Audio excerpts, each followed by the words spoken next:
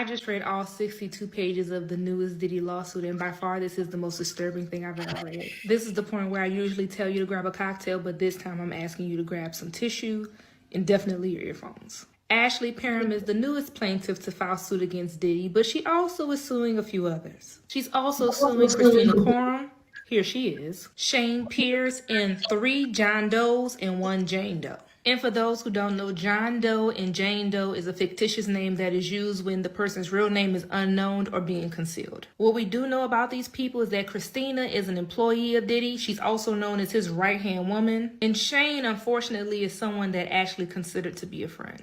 Back in February of 2018, Shane... Come on, man. God, why this keeps happening? All right, this woman is named Lauren the Lawyer. Lauren the Lawyer. And hopefully it'll come back on. What in the world? But this is a sign. How you too weak to open medicine, but you 20, but this is... Okay, so something messed up right here, so I got to explain what's happening. God, I'm so mad how this... You know what? I'm just going to play it right here because this part right here is very, very, very important. I'm so mad that this thing keeps messing up. But hold on. I'm just going to play the video because I can't stand TikTok. What in the world? All right, so everybody hit the like button. Everybody hit the like button. Drop your city in the chat. Let me know where you at. Drop your city in the chat. Let me know where you at. I'm going to play the rest of this, but I'm going to show you exactly what is going on because this part right here is so important. So give me a second, but I'm going to play this. God, I'm so mad. Freaking TikTok is messing up. All right, give it a second. It's going to come right back on. Set up and potentially about to be one of the worst days of her life. After she arrives, they make small talk. He tells her how he just got this new car and he wants to give her a spin. Now we know hindsight is 20/20, but this is a sign. How you too weak to open medicine, but you well enough to drive? Nonetheless, they head for a little spin in his car and head back onto the house. Once back inside his apartment, she notices that he leaves the door slightly open, so she mentions it to him and he says, oh, you know, the door's been tripping. I told maintenance about it. They should be fixing it soon. About 10 minutes later, guess who comes right on in? You guessed it, Diddy. Oh, but he doesn't come alone. He's there with Christina and also his bodyguard. The bodyguard is named as John Doe #1. Also, Jane Doe is there, another woman who she does not know, but she describes her to be in her 30s with blonde hair. All right, so I got the video right here that didn't mess up. So I'm going to play this part and then we're going to come back in right here because I don't want nobody to be confused. Everybody hit the like button and everybody drop your city in the chat. Let me know where you at. So I'm going to play the video so it won't be messing up. So here we go right here. Suing a few others. She's also suing Christina Coram. Here she is. Shane Pierce and 3 John Does and 1 Jane Doe. And for those who don't know, John Doe and Jane Doe is a fictitious name that is used when the person's real name is unknown or being concealed. What we do know about these people is that Christina is an employee of Diddy. She's also known as his right-hand woman. And Shane, unfortunately, is someone that Ashley considered to be a friend. Back in February of 2018, Shane and Ashley met. He actually came to her rescue as she was getting into an altercation with another man at a bar. After the whole ordeal, a bunch of people are standing outside the bar talking, and then Shane decides to FaceTime Diddy, kind of showing everyone, look who my friend is, I'm important. Ashley kind of makes a face and is completely unimpressed and makes a statement on how she believes that Diddy has something to do with Tupac's death. Diddy, who's still on FaceTime, overheard the comment that Ashley made and told her she would pay for saying that. So after this whole ordeal at the bar, Shane and Ashley become friends and they keep in touch. March 2018 rolls around and Shane calls Ashley and asks her to come over to help him take his cancer medication. He said he was too weak to open the bottles. Little did Ashley know this is actually a setup and potentially about to be one of the worst days of her life. After she arrives, they make small talk. He tells her how he just got this new car and he wants to give her a spin. Now we know hindsight is 20/20, but this is a sign. How you too weak to open medicine, but you well enough to drive? Drive a car. Nonetheless, they head for a little spin in his car and head back onto the house. Okay, so now I could play this right here. So that's the missing part when it froze up because that was the most important part right here. Everybody hit the like button. Everybody hit the like button. Everybody hit the like button. So going back to this, because this part right here is crazy. This young lady, well, I'm just going to play it. Jane Doe is there, another woman who she does not know, but she describes her to be in her 30s. Hold on, let me back it up a little bit. I want to make sure everybody gets it. Oh, but he doesn't come alone. He's there with Christina and also his bodyguard. The bodyguard is named as John Doe #1. Also, Jane Doe is there, another woman who she does not know, but she describes her to be in her 30s with blonde hair. So Diddy and 3 other people are in the room with the young lady, and she's just like, what are y'all doing here?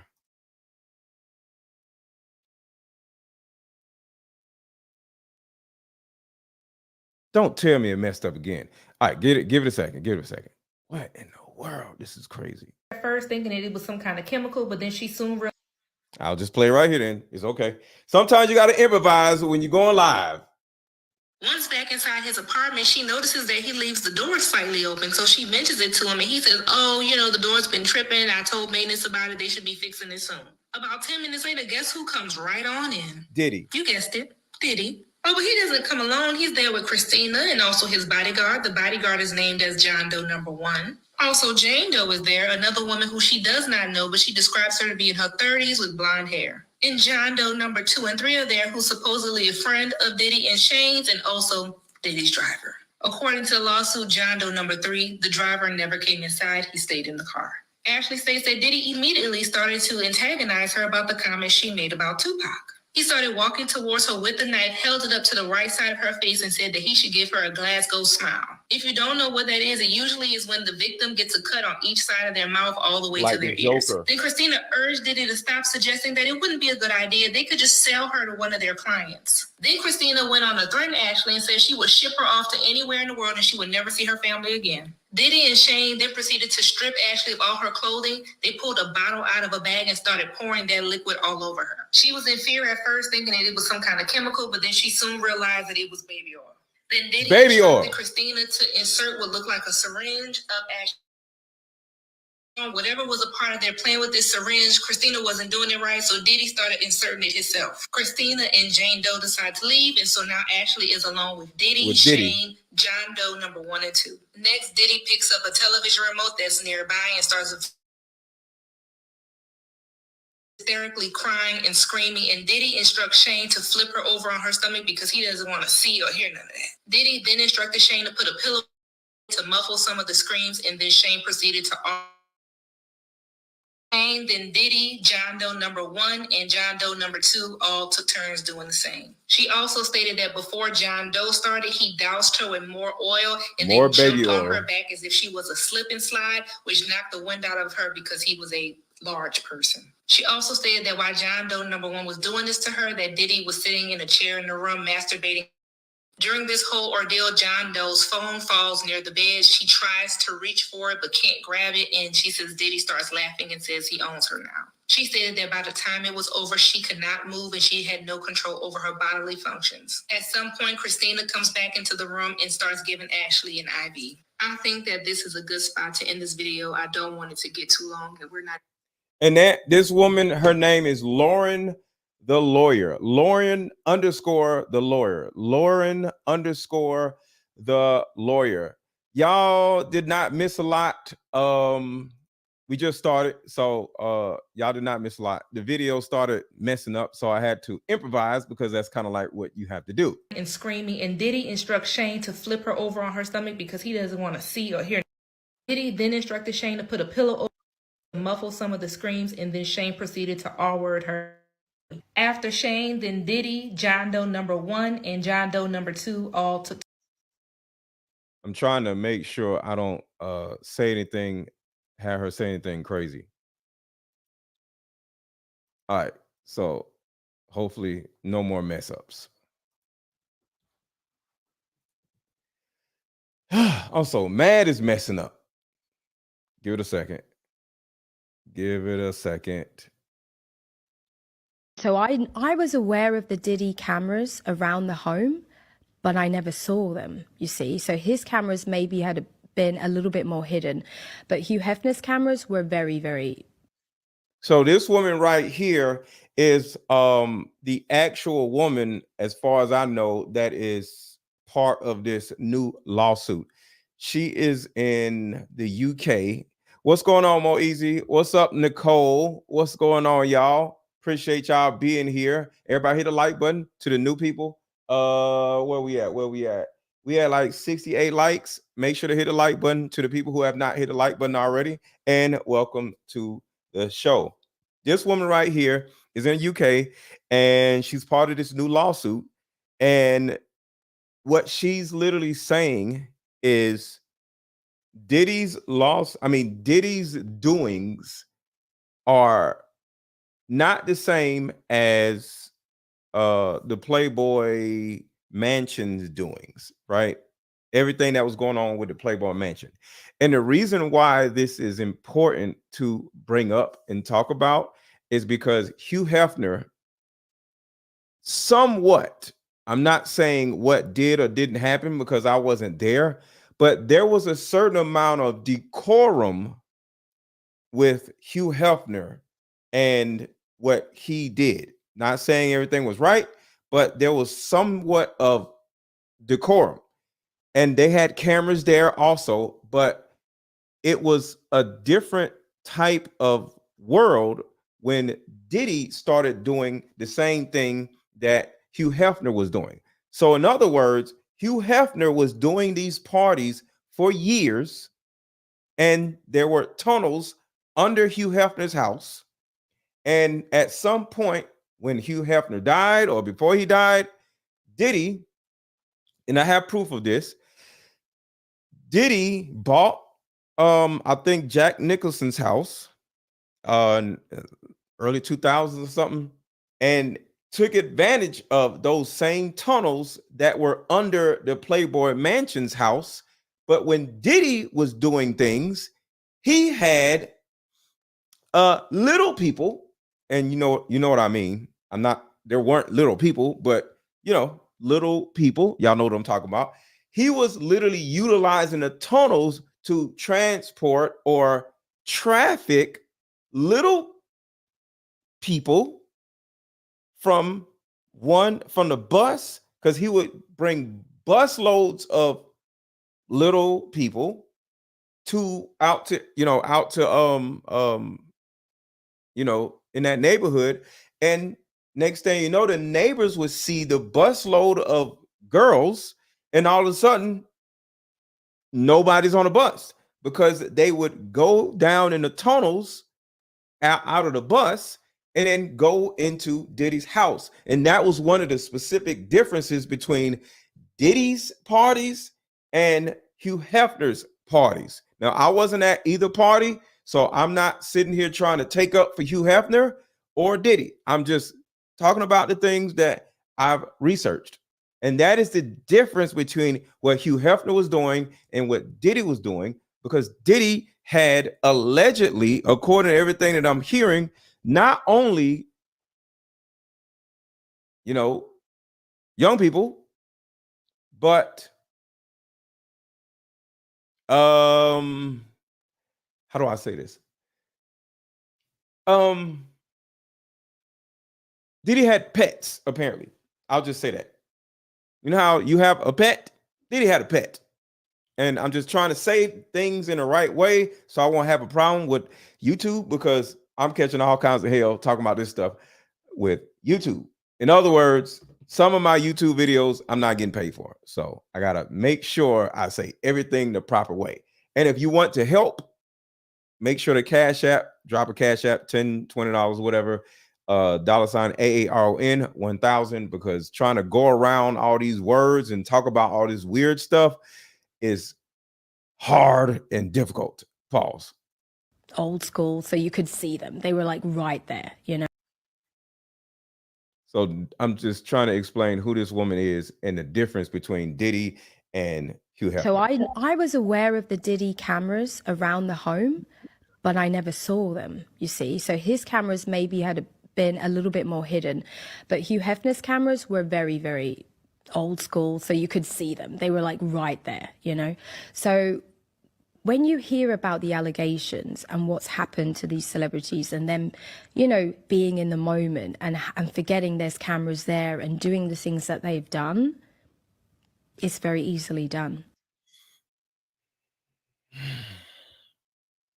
So that's one of the craziest thing I saw on the internet today. It was a video of a guy saying he decided to just quickly Google if there was any correlation between baby oil and pneumonia. Wouldn't you believe it? There is. baby oil and pneumonia. So let me help refresh y'all's memory pertaining to this baby oil and pneumonia, because I want to talk about baby oil and pneumonia just for a second. I'm going to get back to this because what I'm about to show you is very disturbing. Now, you may have heard this story, but you didn't hear the rest of this story. Listen to this part right here. Baby oil and pneumonia. I called unknown number. I answered it, and it was Diddy. And I was like, fanboyed out, like, what? He's like, man, I'm a big fan, man. You killed that movie, boo, boo. Hey, I heard you coming to New York next week to do 106 th Park. Hey, pull up at the Sandra store. You can get whatever you want. Like, boom, go out there, go up there, look fresh, blah, blah, blah. And I'm like, Diddy's looking out for me, man. I never met him when I got to New York. I just went to the Sandra store, and they was, like, opened up the gates for me. So this went on for about a year. Any parties he had, like, I didn't know that there was other parties. Yeah.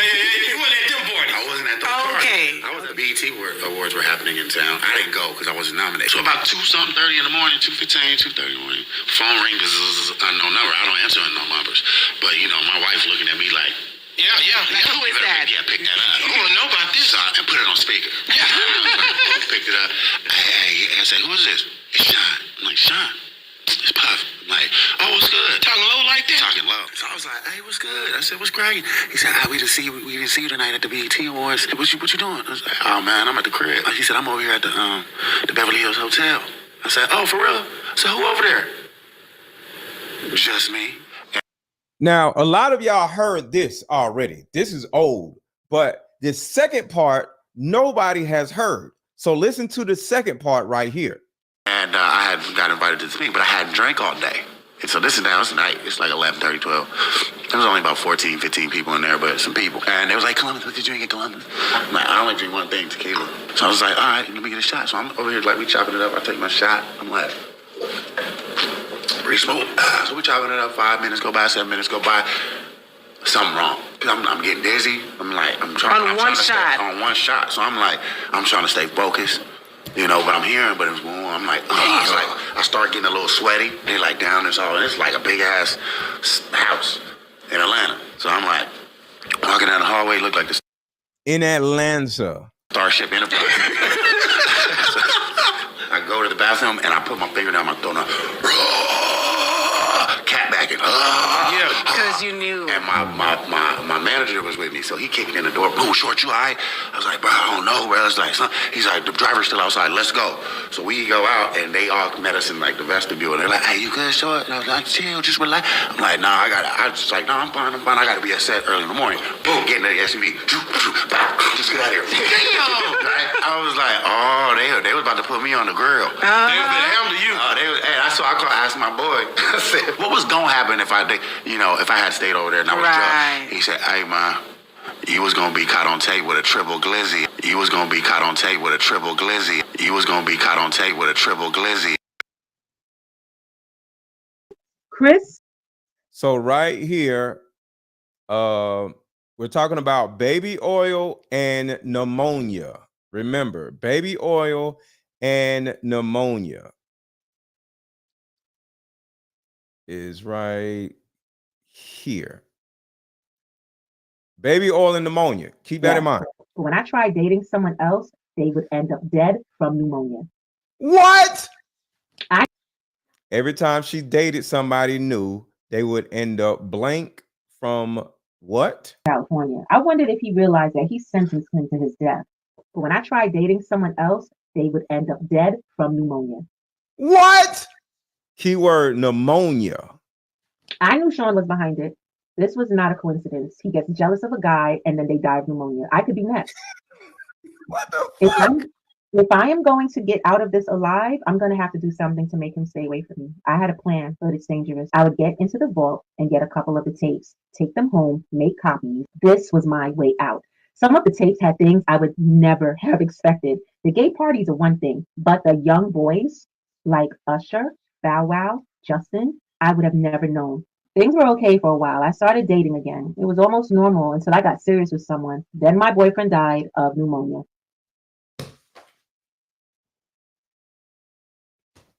Died of pneumonia. No! No! No! No! No! No! No! That's what she said. I'm not feeling very well. Thank God the kids aren't here this weekend so I can rest. But why can't I get my doctor? Why won't he pick up the phone? Oh Oh no, no. I called Sean from my bedroom. Sean picked up with an air of superiority in his tone that let me know it was too late for me. He spoke confidently into the phone. Hello, I screamed at him. You bastard. There's literally nothing I can do. I could only ask, did you ever love me? Instead of answering the question, he responded, the most important thing to me in the world is loyalty. I gave you everything. You went to someone else. You left me just like everyone else did. And you were going to expose me? I shouldn't have threatened him. I should have just published the book. I'm going to die like Heavy D, like Biggie, like Pac, like so many others. And it's because he is a monster, plain and simple. Then I shot out a group text. I let everyone know he got me. Then I called 911.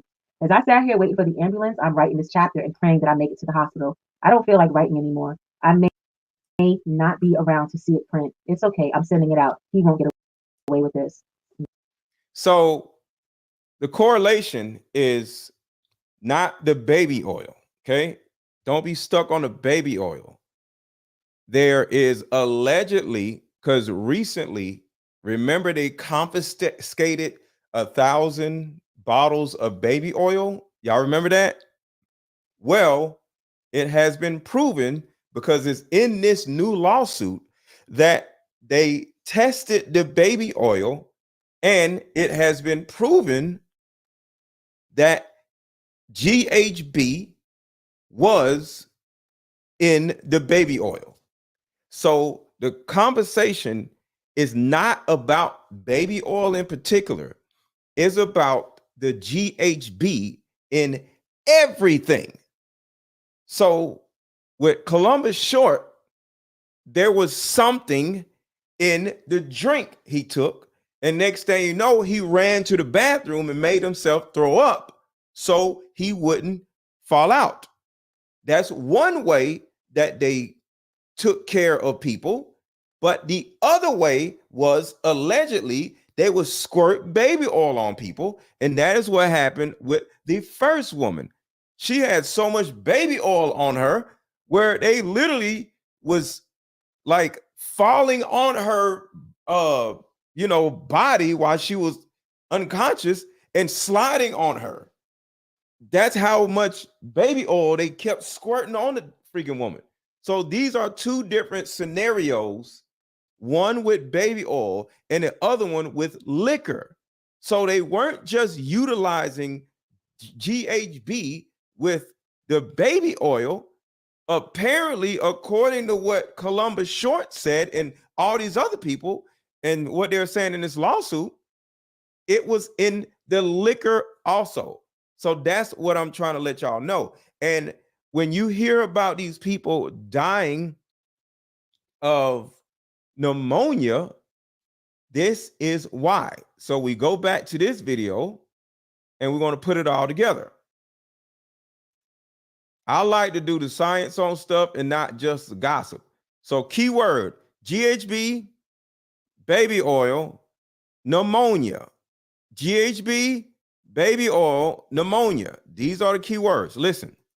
Of a guy saying he decided to just quickly check, quickly Google if there was any correlation between baby oil and pneumonia. Wouldn't you believe it? There is. I didn't believe it when I heard it because that sounded a little too convenient, right? So I Googled it myself. Turns out there is a correlation. There is a correlation. If you ingest baby oil, it can cause pneumonia. To take it further, I made sure that there were medical reports on it, medical studies, and there are. Baby oil can cause pneumonia. It can actually kill people.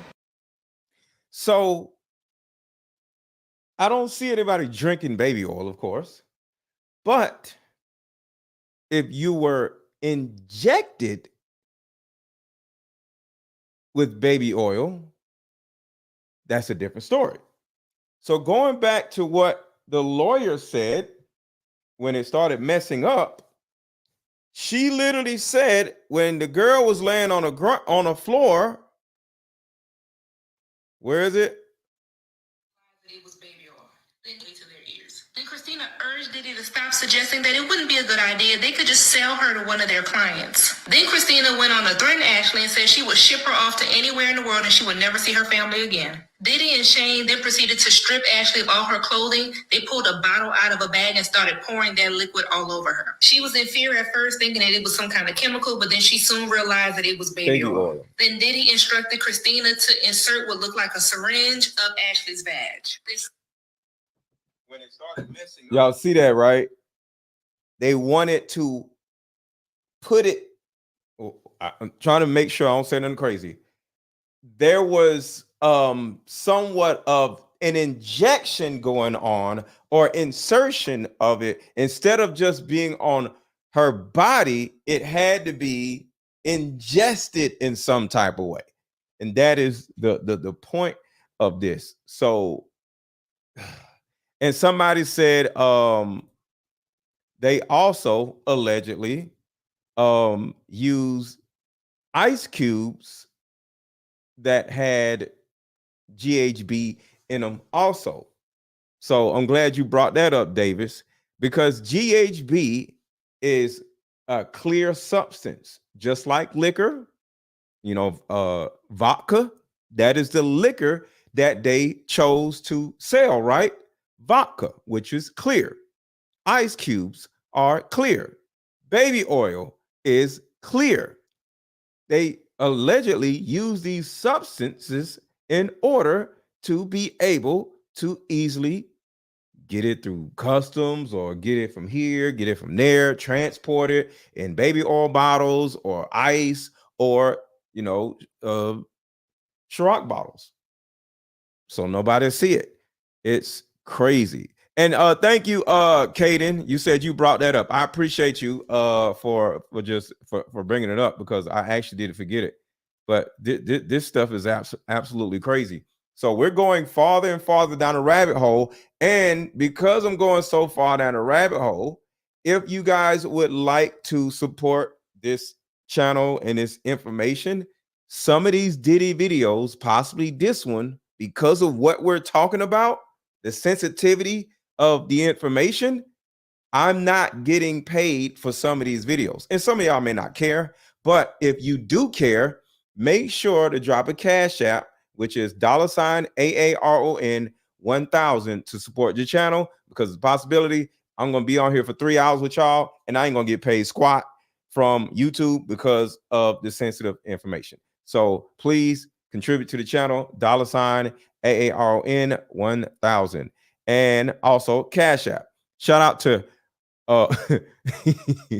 Joe Biden's right ball. It's hilarious. Hugh Hefner was a classy pervert, if there was such a thing. And there's nothing wrong with it being a pervert as long as you're classy with it, you know. But everything we're talking about, Diddy was not a classy anything. He was a monster. And pneumonia. Wouldn't you believe it? There is. I didn't believe it when I heard it because that sounded a little too convenient, right? So I Googled it myself. Turns out there is a correlation. There is a correlation. If you ingest baby oil, it can cause pneumonia. To take it further, I made sure that there were medical reports on it, medical studies, and there are. Baby oil can cause pneumonia. It can actually kill people. And to be honest, this feels like a reach to me, to be honest, because baby oil, knowing the type of parties that Diddy had, it would make more sense that it would be used as like a lubricant or as a way to, like, you know, make things slippery for the types of things that he was doing. That would make way more sense to me, right? But when you look at all the information, it's kind of hard to not consider the possibility. And a lot of the people around him that did pass away from pneumonia. For example, Brittany Murphy famously passed away from pneumonia, and so did her husband. And she had at least a friendly relationship with P. Diddy. And so did Kim Porter. And so did Kim Porter. And so did a lot of other people passing away from pneumonia. And I don't know about you, but I have not heard of many people in my adult life passing away from pneumonia, especially young, seemingly healthy people passing away from pneumonia. So all I'm saying, we should not jump to conclusions. It makes more sense that the baby oil was used for different things, but can you not agree that it's a little suspicious that he was found with a fuck ton of baby oil, and ingesting baby oil does cause pneumonia? People throw millions of dollars in my face to do something I didn't want to do. Mr. Kevin Hart is possibly a part of all of this. Now, Kevin Hart likes to sue people, so I ain't going to say nothing about Kevin Hart personally. I'm just going to play this video. But what I want to know is, why is Kevin Hart trying to tell Kelly Clarkson? I wonder why. But I ain't going to say nothing about Kevin Hart. So my words are going to be, Kevin Hart is a very funny guy and he is awesome. But I'm just going to play this video because that dude ain't finna sue me. Suspicious that he was found with a fuck ton of baby oil, and ingesting baby oil does cause pneumonia. People throw millions of dollars in my face to do something I didn't want to do. And what? Just, you've been off, yeah. Oh, you're in the room. Yeah. That was my way. Big update in the Diddy case. Attorney Tony Busby told us in his press conference that he was going to start filing soon, and he did this morning. The new wave of lawsuits filed this morning by 5 or more people, including 3 men and a woman who was 16 at the time of the incident.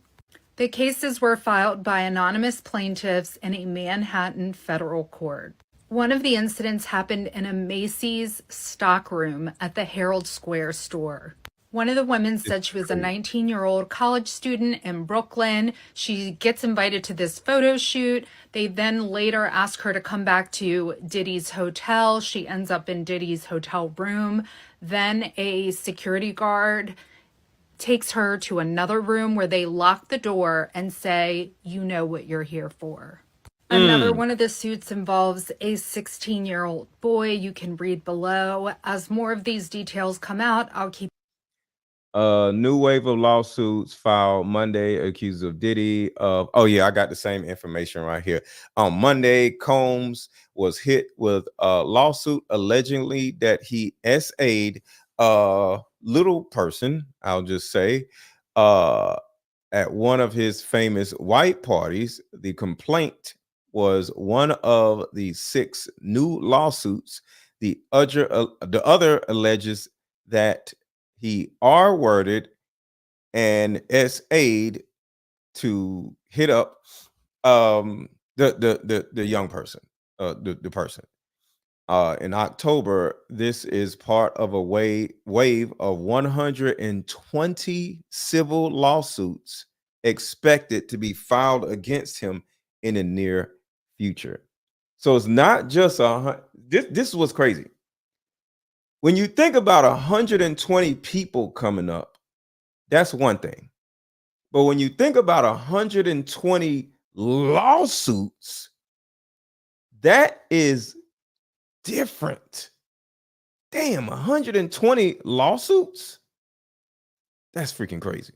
Make sure to hit the like button as y'all come in. Thank you to the new people that just came in. Welcome. I am Mr. Let Go, and we are here to keep our foot on Diddy's necks. And everybody watching, drop popcorn emojis in the chat. Drop popcorn emojis in the chat if you believe in keeping your foot on Diddy's neck. And make sure to hit the like button. Y'all are doing pretty good hitting the like button today, so I appreciate y'all. And I think it's because of my little like button banner. So make sure to hit the like button as you all come in. But I ain't got to yell at y'all because y'all are hitting the like button. So I appreciate y'all. But right now, drop popcorn emojis in the chat or drop baby oil bottles in the chat. So drop baby oil bottles in the chat and drop popcorn emojis in the chat. But 120 different people suing you is nuts. You're here for. Another one of the suits involves a 16-year-old boy. You can read below. As more of these details come out, I'll keep you guys posted. Got me a Lamborghini. And Oh, well, that's nice. I haven't gotten it yet, though. Yeah, I know. When is that coming, that Lamborghini? We talked about this last time. He had the Lamborghini for a day or two, and he had access to the house, and he knows better than be talking about the things that he does with Big Brother Puff on national television. Oh, apparently not. Some things, everything ain't for everybody. Everything ain't for everybody, really. So I want to show y'all something that is I'm just gonna show it to y'all. I want to, and let me know if y'all remember this person. Where is it? If I still got it. Where is it? Where is it? Do I not have it? Where is it? Oh, apparently I don't have it. Do I have it? Let's see.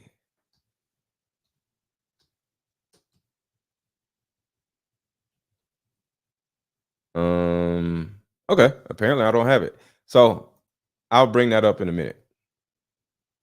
This corner, they over there having sex. This corner, I'm just gonna say, because I don't know what I can say, because I'm not trying to be incriminating myself, but they were dressed up like little Harajuku Barbies.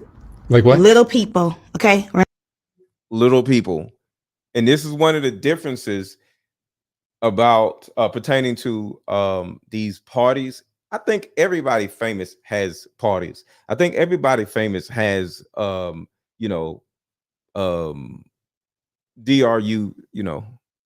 at parties.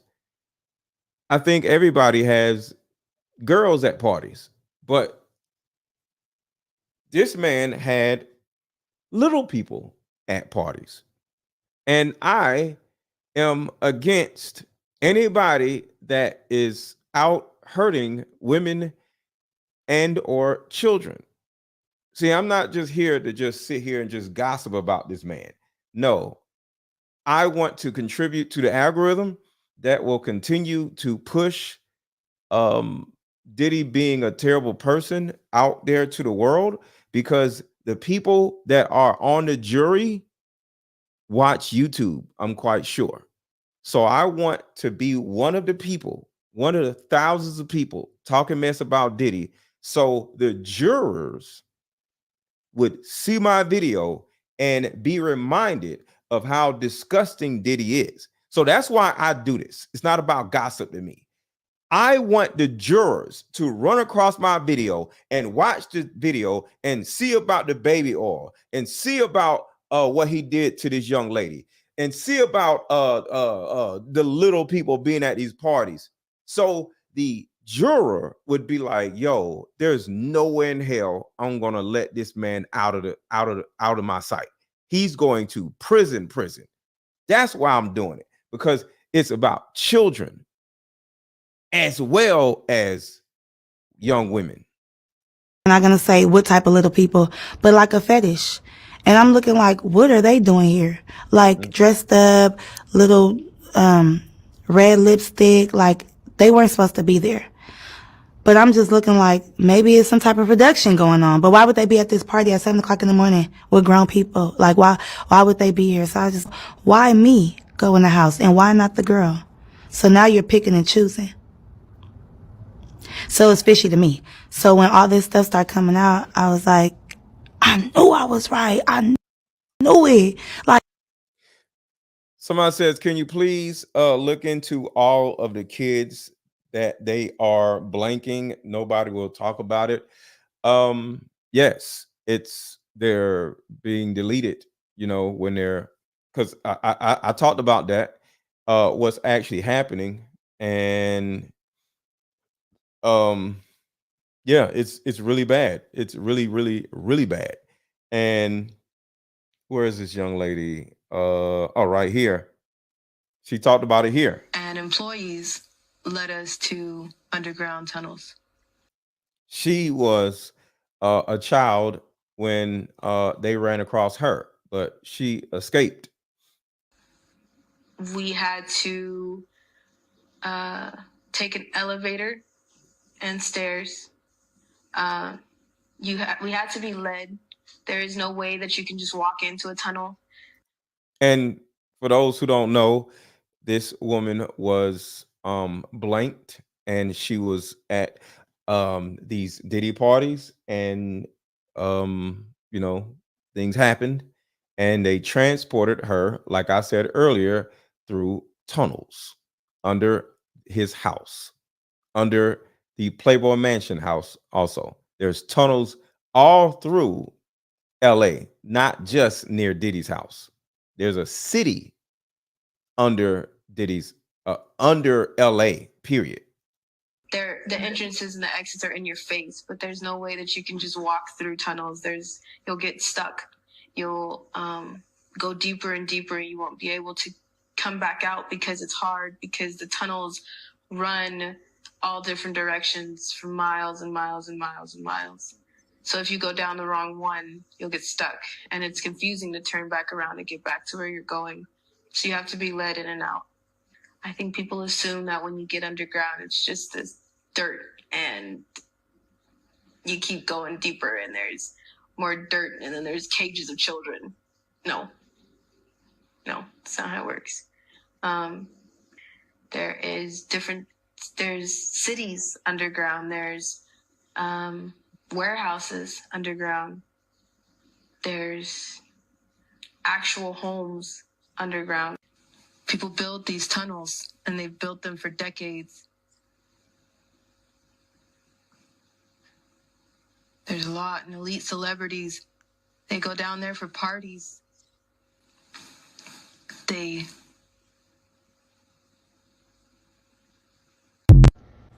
We're on our way to tie up some loose ends with some stuff before we have to move again. So, this won't because she keeps getting harassed. Make sure to hit the like button. Make sure to hit the like button, y'all. be long. So thank you for screen recording. So I want to go back to the original video, but I just wanted to use her as a correlation of everything else that was going on. But yeah, grown men, grown women, young women, this is absolutely crazy. Hit a like button, y'all. It ain't no doubt about that. P. Diddy was doing all that, and like I say, I don't judge, because I've been around people doing cocaine, but these hard drugs that they was doing, and just, I ain't gonna lie, it was orgies and stuff going on. So all of this stuff going on, I'm like, why is people doing stuff all in the open? Like, and shout out to Joe Biden's right ball. What I want to know is, why are these only lawsuits? Why is there no SA charges? Why is there no criminal SA conduct of the little people? I don't know. I'm just talking about these things. I'm never gonna, try to appear to be smarter or more, so I'm not. So I don't know either. But I can only assume that these situations were never brought to the police when they actually happened. When a woman is R-worded, when you go to the police, the first thing they're going to ask you to do is take a R kit and use it, and they're going to take the DNA from the R kit and match the DNA with the other person. Most of these people, I would say all of these people, did not go directly to the police. And if they did go to the police, Diddy had the police on his payroll, especially in New York.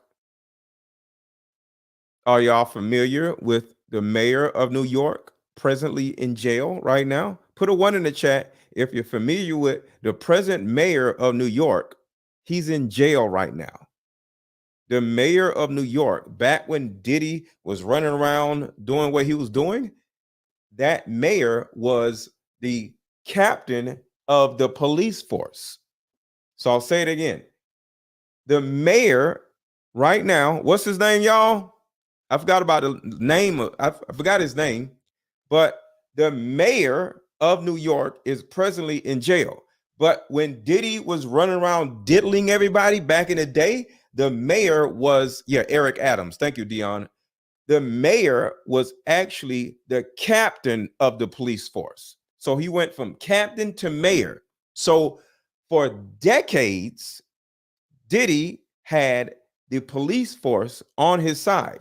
So there's a possibility, to answer your question, that when people did go to the police and say Diddy, A, B, and C, whatever, me, they did not listen or allow them to, go forward with whatever case that was potentially wanting to be opened. So the only thing you can do now is to have a lawsuit, because there is no R kit, because it happened 2, 3, 5, 6, 10, 20 years ago. So you can't put somebody in prison if there's no DNA evidence. Do you know how many people that get off on these situations because there's not enough evidence? You got to have DNA. You got to have witnesses. You can't just come up and say, he blanked me, and the other person just goes to jail. That's not how it works. You got to go to court, not court. You have to go to trial, and you have to present evidence. And if you ain't got no evidence and you just saying he did this, he did that, and another person has an alibi and says, oh no, he was with me that night because he has enough money and enough friends to pay, it ain't gonna be nothing. But a civil lawsuit, that's a different story. So that's the answer to your question. Hopefully I answered the question. Make sure you hit the like button. Make sure to hit the like button. Make sure to hit the like button. And I appreciate y'all hitting the like button, y'all. I ain't got to yell at nobody. The likes are going up, so I do appreciate it. We still need like 300 likes, but I'm not really tripping. But if you have not hit the like button, please hit the like button. And thank you to the people who have hit the like button. We need about 300 more likes. That's just offending me and assaulting me, period. I'm gonna tell you who I'm mad at. I'm mad at his manager. This is crazy. This is Kevin Hart. Somebody said, can you move away from New York and file a police report? The answer is no. And the reason why is because New York and LA, according to what I've learned, because I'm not a lawyer or anything, New York and LA are the only two states that actually have or give people the ability to what is the word? Say somebody did something to you after years have went by. New York and LA are the only cities that allow that. So if it didn't happen in New York and if it didn't happen in LA, you're kind of like out of luck. So to answer that question, listen to what Kevin Hart says about Scooter Braun. Scooter. Watch this. That's right. Scooter Braun. Scooter Braun. Scooter is the man that actually discovered Justin Bieber. Scooter Braun was 25 years old. Stop right here. Stop right here for a second. Quick commercial break. We'll find out what Scooter Braun did allegedly to Justin Bieber. Be right back. A solution that will help every woman watching, regardless of age, regardless of background. I just came up with a solution that will help every woman watching, regardless of age, regardless of background. See, in my 7 years of coaching women, the number one thing that I hear in my coaching sessions is her issue or tumultuous relationship with her mother. So what I've done is come out with a card game that will actually help mothers and daughters come back together. We have to get to the source of a woman's pain, her inadequacies, her insecurities, and heal that little girl inside of her before she goes out in the world as a woman. I call Like Mother, Like Daughter therapy in a box. Therapy in a box is 50 questions for the daughter to ask the mother, questions that you always wanted to ask. And it's also 50 questions for the mother to ask the daughter. But when you're able to ask the questions that you always wanted to ask to your mother without her getting upset, without her pulling rank on you, the lines of communication are now open. When women are finally able to forgive their mother, forgive their father, forgive what happened to them, and most importantly, hear her mother's side of the story that she never divulged to you, relationships outside of the household would then blossom. Because for most women, there's a hurt little girl inside of her that never had an opportunity to be seen or heard. All of the resentment, the lack of being heard, but all that stops when you buy my new Like Mother, Like Daughter card game. Order it now. The link is under this video. Click the link and let's start healing. All right, I got to tell y'all this. My Like Mother, Like Daughter card game will be out in about 7 days. I know I got this up. I'm just talking. I'm not using the number. 7 days. Okay. What's going to happen in 7 days? My card game is now $62 for you to pre-order it. So if you're a woman and you have a tumultuous relationship with your mother or a tumultuous relationship with your daughter, it would behoove you to go ahead and pre-order my mother-daughter card game right now, because in 7 days, the card game will be $200. It will be $200 in the next 7 days. It's $62 right now. So if you want this card game at a discount, purchase it or pre-order it right now. Right now. The link is in the chat. Pre-order the card game right now. And if you don't, in the next 7 days, it's going to be $200 and you're going to be mad.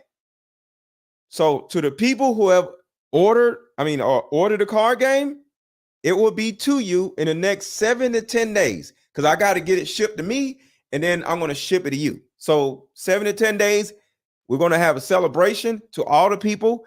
We got about 300 people that pre-ordered the card game. So thank y'all. And yeah, so it will behoove you to go ahead and pre-order the card game now, because right now it's only $62. When it comes out, it's going to be $200. So let's get back to it. So let's find out what happened with Scooter Braun. He was a single man living in Atlanta alone when he found Justin Bieber on the internet. And drugs that they was doing, and I just wanted to back it up. I ain't gonna lie, it was orgies and stuff going on. So all of this stuff going on, I'm like, why is people doing stuff all in the open? Like, that's just offending me and assaulting me, period. I'm gonna tell you who I'm mad at. I'm mad at his manager. You, Scooter. Watch this. That's right, Scooter Braun. Watch this. Scooter is the man that actually discovered Justin Bieber. Scooter Braun was 25 years old. He was a single man living in Atlanta alone when he found Justin Bieber on the internet in the middle of the night. The middle of the night. He found a little white boy with nice hair on the internet. Sounds to me like Scooter was fresh off a dick beating session, if you ask me. What? What? I don't know what Chris Hansen is, but in this one, that's a goddamn. And they're all laughing. They all think it's so fucking funny. Look how uncomfortable half of them are. No, she couldn't. Look at him. She couldn't. Justin's dead in the fucking eyes. She didn't want to come. People throw millions of dollars in my face. You're predator. So this is the story about Scooter Braun, because some of y'all like, who the hell is Scooter Braun and what does that have to do with anything? This is what happened with Scooter Braun and Usher involving Justin Bieber. Watch this. If he can be a predator, then anybody can be a predator. You feel what I'm saying? Like, people look at Usher, they don't see that. They're not seeing the victim. They're not seeing that boy that got rushed to the hospital. They're not seeing what the intentions was in his heart. Allegedly, Usher got rushed to the hospital because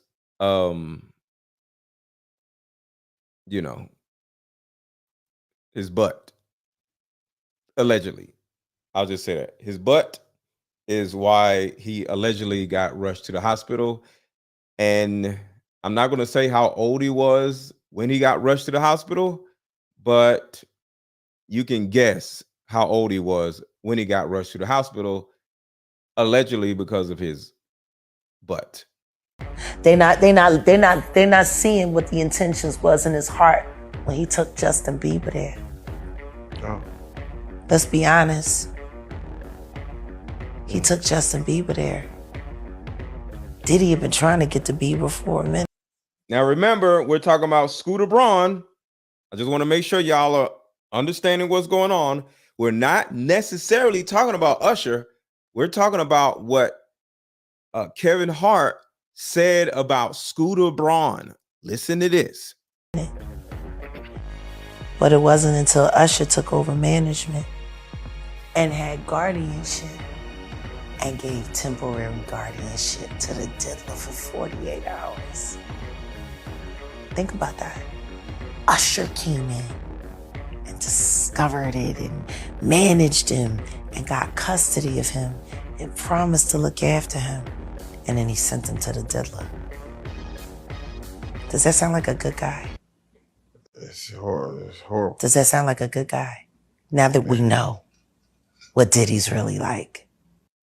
All right, now she's about to talk about Scooter Braun. So to the new people that just came in, make sure to hit the like button. Thank you, and I appreciate it in advance. Make sure to hit the like button. We just got 100 more people in here. Make sure to hit the like button. Thank you to the new people who just came in. Please hit the like button. To take another boy, another talented boy, and put him in your place so it ain't gotta be you no more. Mila Kunis has allegedly moved out of the home she... Well, I think she said about Scooter Braun right here. Wow, okay, I've got a lot I can't tell. The information and clips. Okay, they didn't talk about Scooter Braun. So what I'm saying with Scooter Braun is Diddy wanted Justin Bieber, but Justin's people knew about Diddy and they did not allow Diddy to contact Justin Bieber. Okay, that's the first thing. So what Diddy did was got Usher, who was very close to Diddy, to go befriend Justin Bieber. And when they became friends, he actually got guardianship over Justin Bieber.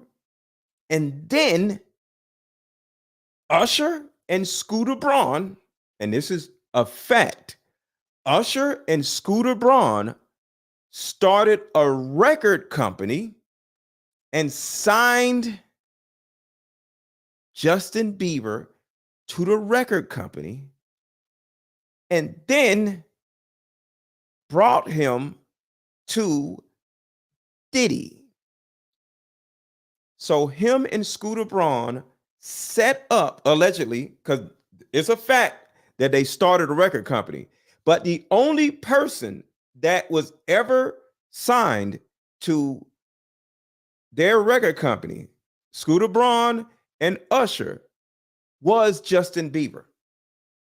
So to a certain degree, it looked to me, in my opinion, because I don't want to get sued, it looked to me as a shell company in order to let Justin Bieber's handlers feel safe about handing him over to Usher and Scooter Braun. And once everybody calmed down about Diddy, he literally, allegedly handed him over to Diddy.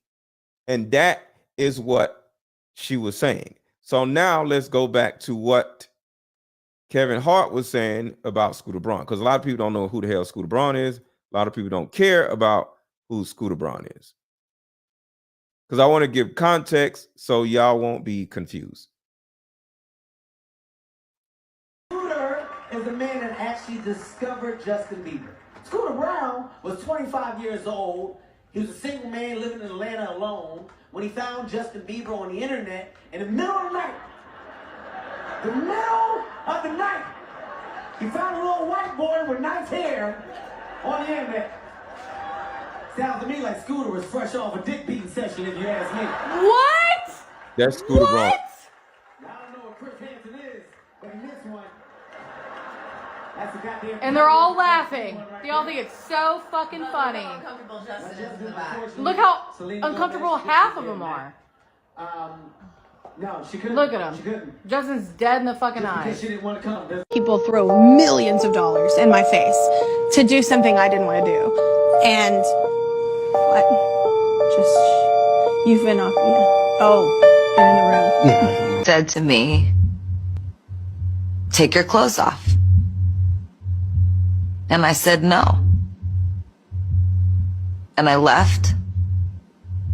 And they told me they were gonna burn all my music.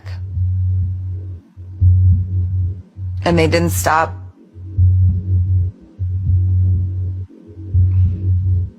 They didn't stop asking me, and then I just froze and I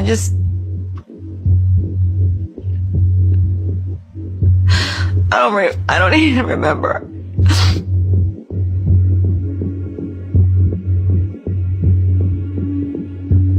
And I will not say his name. I understand this Me Too P. Diddy. I would say his name. Movement. I understand that some people feel really comfortable with this, and I do not. I do not ever want to face that person again. Then in P. Diddy update news, P. Diddy wants the feds to name names. Right? Specifically, he wants them to name the names of his alleged victims, with his lawyers writing a letter to a New York judge yesterday claiming that Diddy needs to know their identities in order to prepare for the trial. And this, of course, is all tied to the massive trafficking case that he's currently facing. But also, as that case plays out, there are over a dozen lawsuits alleging sexual assault and claims similar to those in the federal case. And this is dozens more lawsuits are likely coming. So his lawyers argued in this letter that the case is very unique because there is so much public interest in it. And they claim that the interest has resulted in a torrent of anonymous allegations, which they say range from false to outright absurd. With the letter going on to say these swirling allegations have created a hysterical media circus that, if left unchecked, will irreparably deprive Mr. Combs of a fair trial if they haven't already. Right, so we'll have to wait to see what happens there. But of course, that's not the only Diddy-related news that's coming out now. In part is because the department store Macy's is now being accused of covering up a sexual assault allegation against Diddy. And this lawsuit accusing Macy's of covering this incident up because even though the John Doe says he quickly reported the alleged assault to security, there was no follow-up and he was eventually barred from the store. With the lawsuit even claiming that the CEO of Macy's actually pressured the Echo brand to fire him from the store because Macy's had just signed a major deal with Diddy. So again, that's just one of the several disturbing lawsuits filed just this week. But follow to stay in the loop.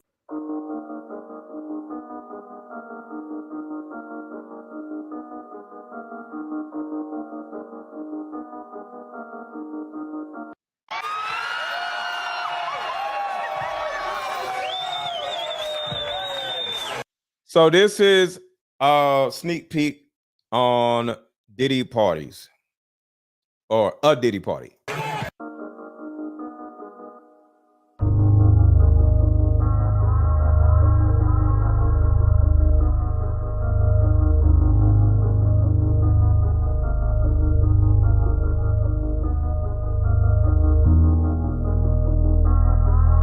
Kim Porter and their kids when they were little. Show how long they've been doing these parties. For like 20 years. After that, we got to turn it up. Sound man, let's get the mic right. Turn it down a little bit. Shout out to Ciroc Vodka. Taste it, you'll love it. For real. I think I made my point clear. So if child welfare come in here in 30 minutes, that's on y'all. My kid's downstairs. 15 minutes, the kids have to go. Thank you very much. Cassidy, thank you. It's a responsible parent. They call me Diddy. So let me show you another person that we'll just talk about it. We'll just talk about it. So let me know if y'all are familiar with this young man right here. Say yes or no. Are y'all familiar with this young man? Guilty, but because it was killing me, it was eating me alive that I'm sitting in jail for something I didn't do, and I was bashed in the world and everything I bust my ass these last 10 years for. What's up, Magnum ICU? What's going on, Yoselin? So say yes or no in the chat if y'all know who this guy is right here. Yes or no in the chat so I can explain or not explain. Dreams were yes happening. Or no? I saw myself on a movie screen. I had big songs. I was performing shows around the world with sold out fans everywhere. And all it took was a woman saying something that was not true without any proof and put me in jail for 3 years and took away my life. I'm still, my charges are in the process of getting dropped, but because she lied, I'm facing 150 years to life. Okay. The majority of you said no, you don't know who that is. That is Kaylin K.R. Walker. And he went to prison. He is now serving life in prison for some Diddy stuff. Now, the reason why I'm bringing him up and I want to talk about him a little bit is specifically because of this. I always say that Diddy is not the only person that does these things or has done these things. And I'm not demonizing Kaylin Walker because he came to me for coaching and help, but it was already too late. So by the time me and him met each other, the charges were already there. Whatever he did was already done. And I was simply there to hear him out to see, because I didn't know who the hell he was. He just came out of nowhere and was like, hey, well, I seen him on somebody's show. I forgot who it was. And I reached out to him like, yo, what's going on with your situation?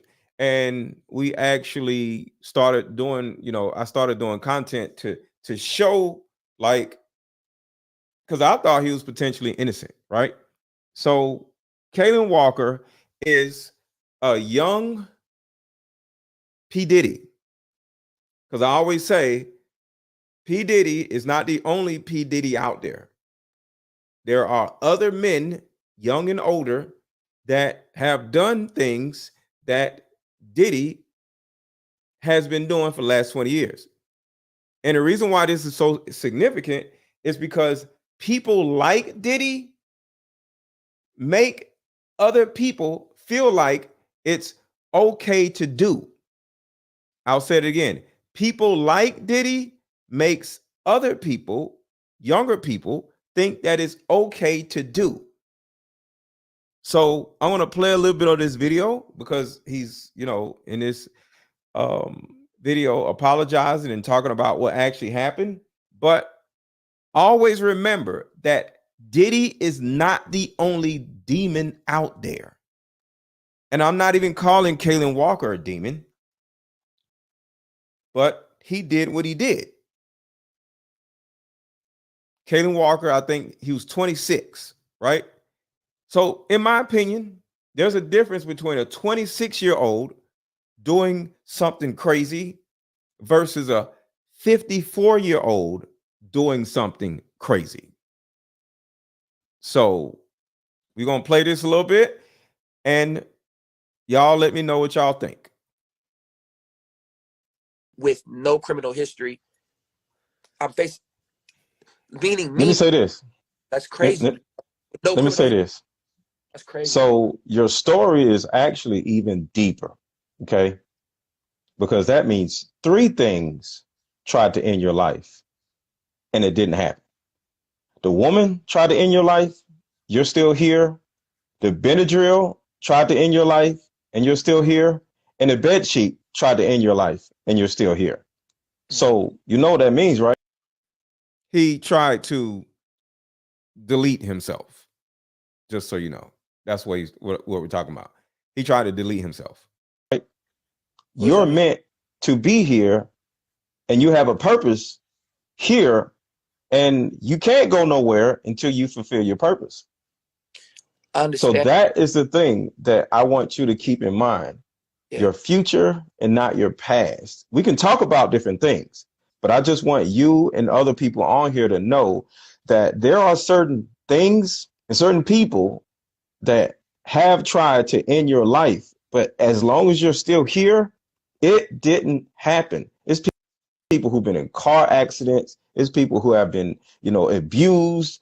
Like I actually had an ex-girlfriend who, like, a year after we broke up, I would check on her or whatever. And then she told me she was dating this guy. And I was like, cool, right?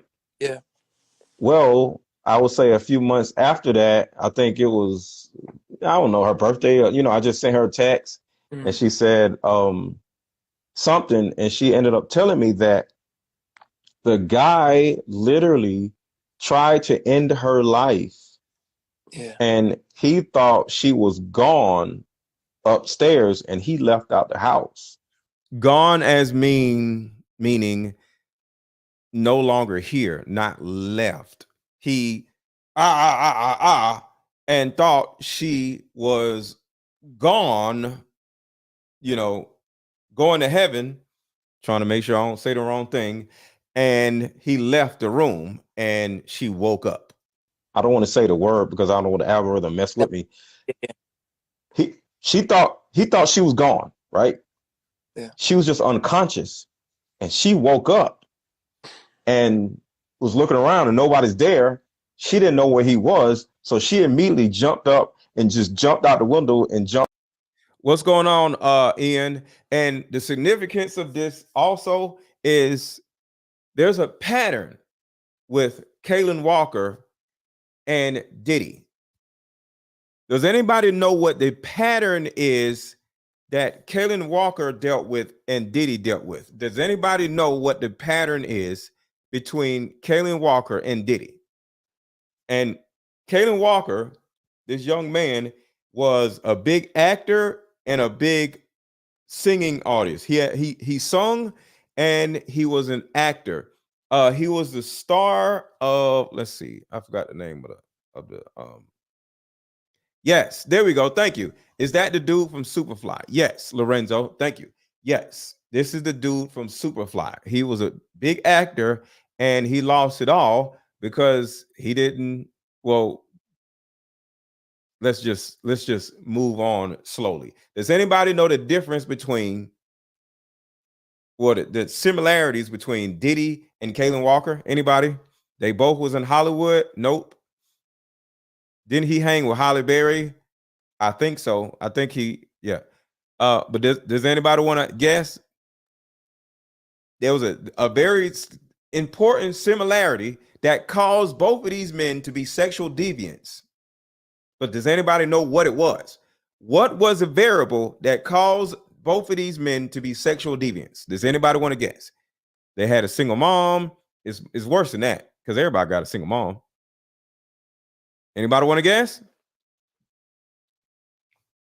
Okay, so they both had the same type of mothers. So it's not about having a single mother, it's having a certain type of mother. So I'm gonna play this and then we're gonna get back to this, and then I'm gonna make the correlation on what made both of these men sexual deviants. So what I'm about to play literally happened to him also. Did Diddy's mom force him to engage in these freak-offs when he was still a minor? Chill, these Diddy stories are getting way out of hand. And honestly, at this point, it's hard to say what's fact and what's not. Because every single day, there are more and more horrific stories about this man. And now the streets are saying that Diddy's mom was involved in the freak-offs and that he grew up to be the way that he did because of his messed up childhood. So word on the street is his mom, Janice Combs, was an escort, and she would sometimes make Diddy watch her indulge in these freak-offs when he was still a kid. So that's what happened to Kaylin Walker. Also, Kaylin Walker actually, he may have talked about it in this video, but overall, his mother seen him naked at one point in the shower because you got a kid, and I don't know how old he was, but his mom was like, whoa, you got a blank, right? Like, whoa, and then she was just like, as he got older, like he was like, I think 12, 13 or something. This is his words. She would want her homegirls to be with her son. So she'll be like, Kaylin, come in here. And he'll come in here like, what's up, mom? Show her your blank. And he's like, what? Come on, pull it out. Show it to her. And he's just like, Ma, These are his words. And she was like, boy, if you don't do what I tell you to do. And he was just like, and then the girlfriend would be like, ooh, girl. Well, y'all do what y'all do. I'll be in another room. And he's like, Ma, what do we do? What is happening here? So because of that, he became this sexual deviant, just like Diddy became this sexual deviant. So I'm not taking blame away from Kaylin Walker, and I'm not taking blame away from Diddy. They both are people that deserve to go to prison and stay in prison. But we have to do the science to find out why these young men or older men have this issue with women where they just want to just pound and then turn around, because I don't think Kaylin was doing anything with men, but why are they so crazy when it comes to sex? But it starts with their mothers. Because she didn't know where he was, but he was gone, and she just ran down the street. And you know what I'm saying? So overall, with her, somebody tried to end her life, because the whole thought process of ending your life can be looked at in different ways, you know, because some people may feel like the things that they're going through is like, my life is over. But like I said, your life has just begun, simply because you're 26. And I was hoping he didn't go to prison, but the man ended up going to prison for life. As you do, because they either went through what you went through, or went through something differently, similar to what you went through, or never went through it, but they know other people who have went through it. And I'll say this. I don't know, because Kaylin met me and he was starting to, turn the page and become a better person. I'm not going to say because of me, but he met me and I actually, tried to mentor him, but it was after he did all the crazy stuff. So there's nothing I could do. But if it wasn't for mentors like me, Kaylin, if he would not have went to prison and he would have been out here lost, and he had a mother like Diddy's mom egging him on to do all this crazy stuff, is a possibility that Kaylin Walker would have been another Diddy. So sometimes going to prison or going to jail is good. So I'm glad Kaylin Walker is in prison. I don't want the man to do life in prison, but it is what it is, because we got to get these people off the streets. Because at the end of the day, do we really care about what they went through that made them do these things? Not really, because like a Diddy or a Kaylin or another man out here could turn around and do the same thing to our kids. So we got to get them off the streets, whether they mean to do something or not, because if it's in you to do it, you got to go. Got it. So just know that you're not alone. So, because a lot of times that feeling of nobody understands me is a thing that can like literally drive you nuts. But people do understand you. So let's do this. If you understand how he feels being being socially awkward around the opposite sex, because you don't really know what the opposite sex trying to be around you is really up to, put a 1 in the chat. Okay. If you're socially awkward and you just don't really know how to, sometimes was possibly heard. I know you're trying to encourage me, sir, and I get it. But you're saying bounce back from this. I could bounce back mentally, but I'm still a man. I want to have a family one day. I want to have kids. I want to hold my children. I want to be a good father, have a family. I want to do all that. But I can't. I can't be financially stable because I'm being judged off something that's on the internet. And this is the problem with Diddy's all these people that dealt with Diddy. You'll become a big actor, and then you'll spend all the money, or somebody steal the money, or something will go wrong, or you'll lose opportunities because a girl did this or said this about you, and now you got to go back to Diddy.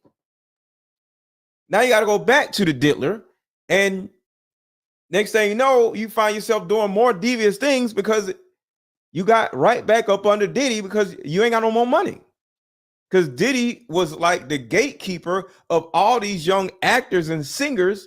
And if you went against Diddy, guess what? You ain't gonna get no opportunities. Oh, Jody, I love you too. Thank you so much, Jody. Nobody's covering when my innocence is shown. So it puts me in a crossroad, and I'm fucking frustrated. If I got a call right now by a movie company, hey, we'll pay you couple $100,000 to do this movie, you won't hear from me again talking shit. I'll be like, sir, it happened, thank you. But right now, I can't even get a fucking regular 9-to-5 job, sir. So let me say this. Let me say this. Let me say this. He literally told me that he started working at a movie theater because he was just trying to find a 9-to-5 job, right? This was after he went to jail and was out on bond. He started working at a movie theater and everything was okay. And he was calling me like, hey, I got a job. I feel good. Somebody at the movie theater recognized him because he's famous, because he was in the movies. And somebody was like, that's the dude that was in the movie. That's the dude who the girls, all these girls were saying that he was, he was diddling. And they told the supervisor, and the supervisor fired him. Couple things. One, that particular woman, regardless of how you feel about that particular person, that person may possibly finally be able to go on with their lives because she got you. She probably can go on with her life without doing somebody else the same way, because her trauma possibly has now been released. So now she can go on with her life, start a family. It may have been some demons that she had to get out. So it's not about her getting repercussions, because this is just how life is. We can't always look at the other person and say, I want that person to punish. It's not really, it's not really about the other person. It's about us. Okay. Everybody on this live has been done wrong by somebody. Like I said, some people have been done wrong by their own parents. You know what I'm saying? Fear is mine. Let me finish. We can't go on with our lives wanting somebody else to hurt. We have to go on with our lives wanting us to heal.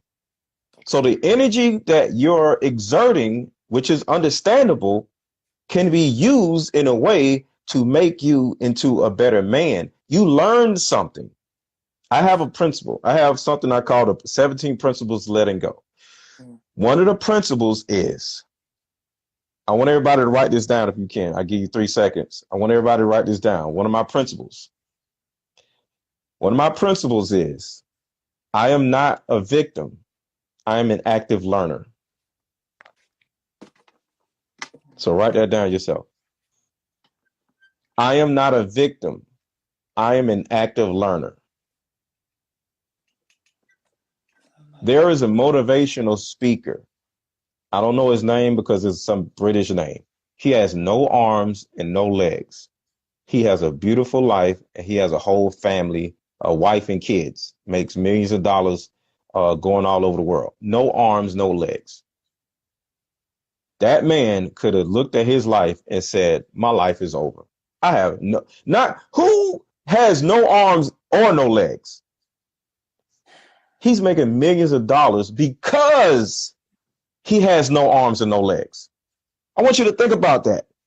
He's making millions of dollars because of what happened to him. See, we're in a different age where we don't need jobs. I ain't got no damn job. I can't remember that. When was the last time I actually had a job? I think like 3-4 years ago. I got no damn job. I'm jobless. I don't give a shit about no job.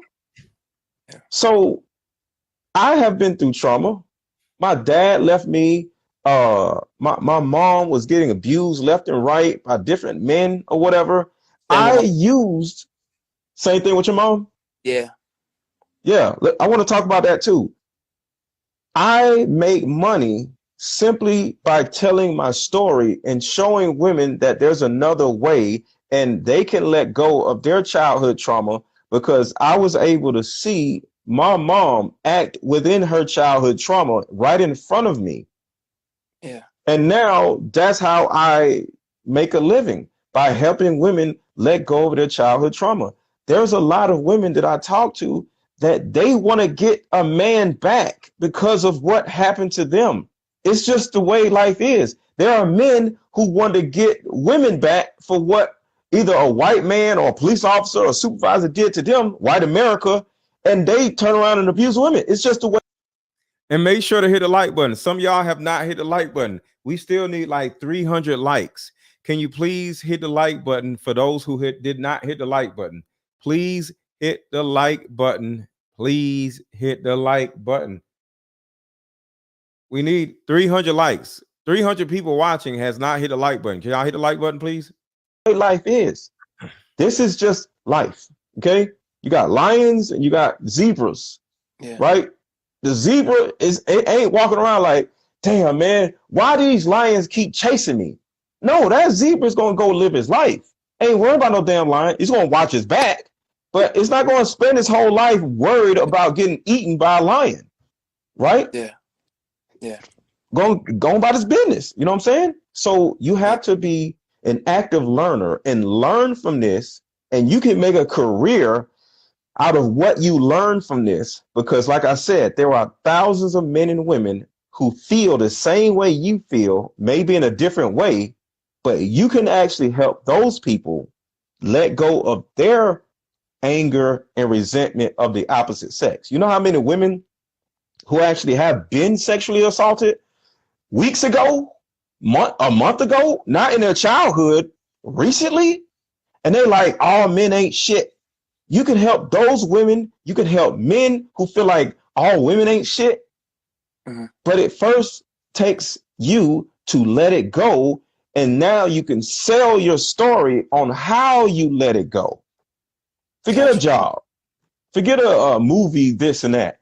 Remember, you have to add on and add on and add on until your blemish is gone. And now all they see is this. When you see one of these waterfalls that are beautiful, do you see where the water goes when the water actually goes into no, it might be all kinds of nasty shit under that water. I don't see that part though. I just see the beautiful part. You just see the beautiful waterfall, because that's it. This is what you have to show people, this, not the shit up under there. Got it. Ain't no telling what's up under there. No, you don't never see nobody in the water. There might be some nasty shit, might be some piranha in there. You know what I'm saying? Tear your ass up. Who cares what's in there? Yeah. Let them see the waterfall, bro. Yes, sir. Pour into other people. Drop popcorn emojis if y'all are enjoying this. Drop popcorn emojis if y'all are enjoying this. Drop popcorn emojis if y'all are enjoying this right here. Because I wish this young man didn't do the things that he did. Because when I found out like what he actually did, because he didn't tell me everything, I was like, what? But I think he talks about what happened to him with his mom though. Let them know, like, yo, I am no longer a victim of what happened to me. I'm an active learner of what happened to me. Got it. You can start doing seminars. You know what I'm saying? You got a name for yourself. You can teach young men how to get into acting. You can teach young men how to stay away from groupies. And if y'all want to contribute to the channel, because like I said, there's a possibility that this one video right here may not get monetized due to the nature of what we're talking about. Make sure to drop a cash app, $AARON 1000, if you care about the content. If you don't care, it's whatever. But if you care, drop $10, $20, $5, whatever. Drop a cash app. Cash app is $AARON, and buy me lunch or something. Yo, I'm telling you, can simply do a video of like, yo, let me tell y'all something. Yeah, I usually debate, go back and forth with people, but I can't really argue with that. You're making great points. Yeah, you can be like, yo, stay away. You could just simply do a video that might go viral. Stay away from groupies. You may become a rapper, you may become an actor, you may become just a social media star. Guys, just understand that there are a lot of traumatized women that are looking to try to get somebody back. And you can, you know, she can see you and say, you know what? You're the one I'm gonna get back. For all the men that hurt me, I'm gonna get you back. You can teach men how not to be in those situations. You know how many young men that just made it into the league back in May, April? Yeah. The NFL draft just happened, right? Yeah. They ain't used to these groupies. Well, they probably are, but they didn't have money when they were college stars, but now they got money. So now the chicks are still after them, but they're after something different. Got it. Mm-hmm. That's what I'm saying. There are men and women out here who are literally like, yo, I feel so socially awkward around the opposite sex. You can help those people, bro. Forget a damn job. So let me see if he gets into his mom. You got to get to the field. I called him. I said, I would never forgive you for being in my fucking life. That is what's troubling you. Not the allegations. What went on with your mother? Your mother not giving. My dad looked at me as his competition. Ladies, put a 1 in the chat if your mother sees you or has ever viewed you as her competition. I'll say it again.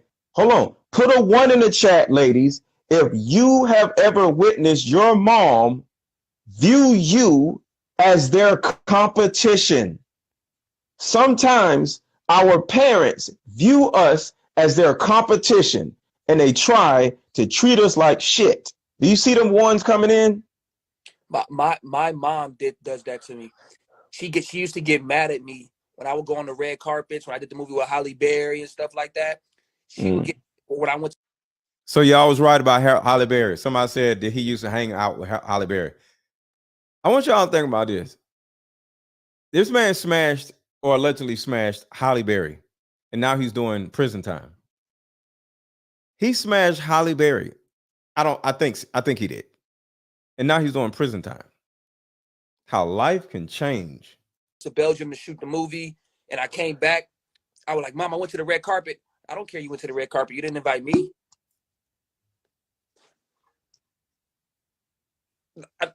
Then I invite you, and you getting drunk as hell at these events, and now everybody's trying to smash on my mom. Then I don't invite you no more, and because my mom wanted to be famous. She made little jokes. I don't know if you ever experienced this, because I see through it. I didn't see through it at first. I thought it was a joke. You ever had somebody make a joke towards you, but you knew it was serious? She comments to me like, I couldn't get famous, so I'll just when you're famous, you just go buy me a house. You're gonna get me famous. It's called living vicariously through you. She did that a lot, and when I start thinking for myself, that's when she fucked me and kicked me out the house. But she loved me when I listened to her every move. But when I stopped listening to her every move and start thinking for myself, she got pissed off at me. Quick commercial break real quick. Quick commercial break real quick. Quick commercial break real quick. How about we meet up at a coffee shop? Hey, how about we meet up at a coffee shop and play this fun dating card game? We'll have fun and see if we're compatible all at the same time. Ooh, what's the name of the game? It's called Deeper Discussions. I'm down. Okay, meet you at 6. Fellas, buy this card game. Ladies, buy this card game. Buy about 2 or 3 card games. The main reason why people can't stay together isn't because they don't like each other no more. It's actually because their present family issues come up or their past family issues come up. But when you play deeper discussions, you'll be able to understand a person's family issues up front. This game can be played with either 2 people or an entire group. So have fun. Question number 1. Name a time when money was the main factor why a relationship went bad. Deeper discussions, dating edition. Again, these cards are good for vetting a potential boyfriend, Candidate. a potential girlfriend, a potential husband, a potential wife. The texture of these cards are so soft and silky, by the way. Like They ain't gonna get really wore out. durable. A dating card game for introverts who have a hard time asking the much needed compatibility questions. Deeper discussions, the card game. All right, so let's get back to it. I went from I love you so much, ton, to fuck you, nigga, go ride in hell to hope you don't get hit by a car. Damn. And that is the thing, bro. That is what's troubling you. Not the allegations. What went on with your mother? Your mother not giving you the love that you needed. And this is the specific reason why I created this deeper discussions card game. Some of y'all might be like, man, I don't care about no card game. Keep playing the video. Well, if somebody like Kaylin Walker would have been able to play this card game with a woman, or if a woman were to play this card game with Kaylin, and these questions are meant to find out how the man feels about his mom, a woman could avoid a man like Kaylin Walker. Because like I said, it's thousands of Diddies out there. Kaylin Walker is a Diddy because of what he did to women. Let me see. What was Kaylin Walker's charges?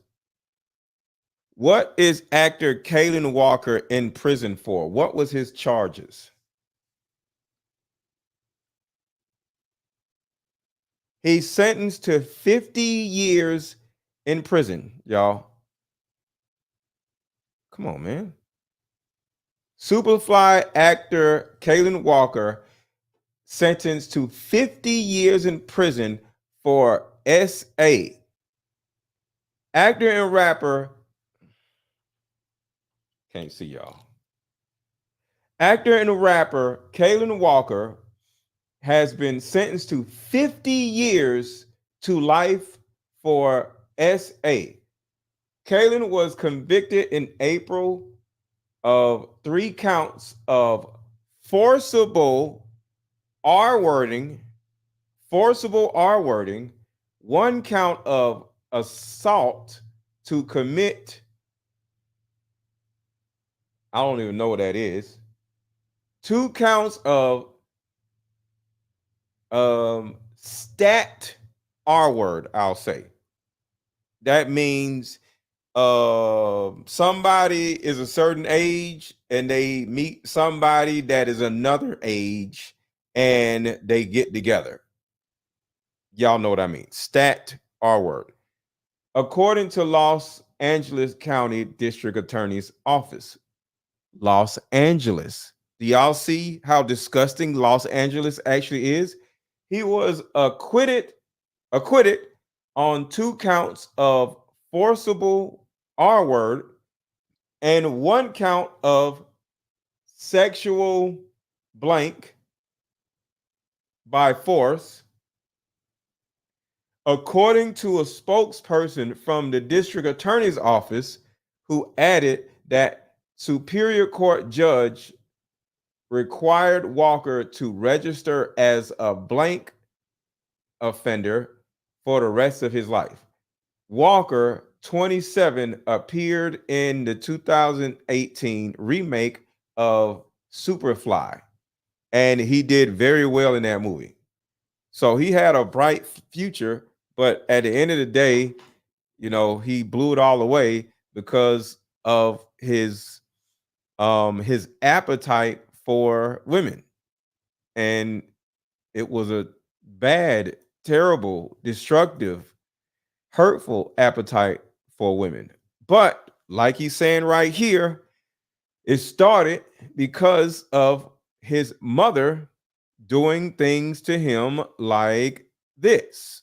Horrific stories about this man. And now the streets are saying that Diddy's mom was involved in the freak offs and that he grew up to be the way that he did because of his messed up childhood. So word on the street is his mom, Janice Combs, was an escort, and she would sometimes make Diddy watch her indulge in these freak-offs when he was still a kid. As if this wasn't bad enough, his dad was also the leader of a very notorious gang in Harlem back in the day.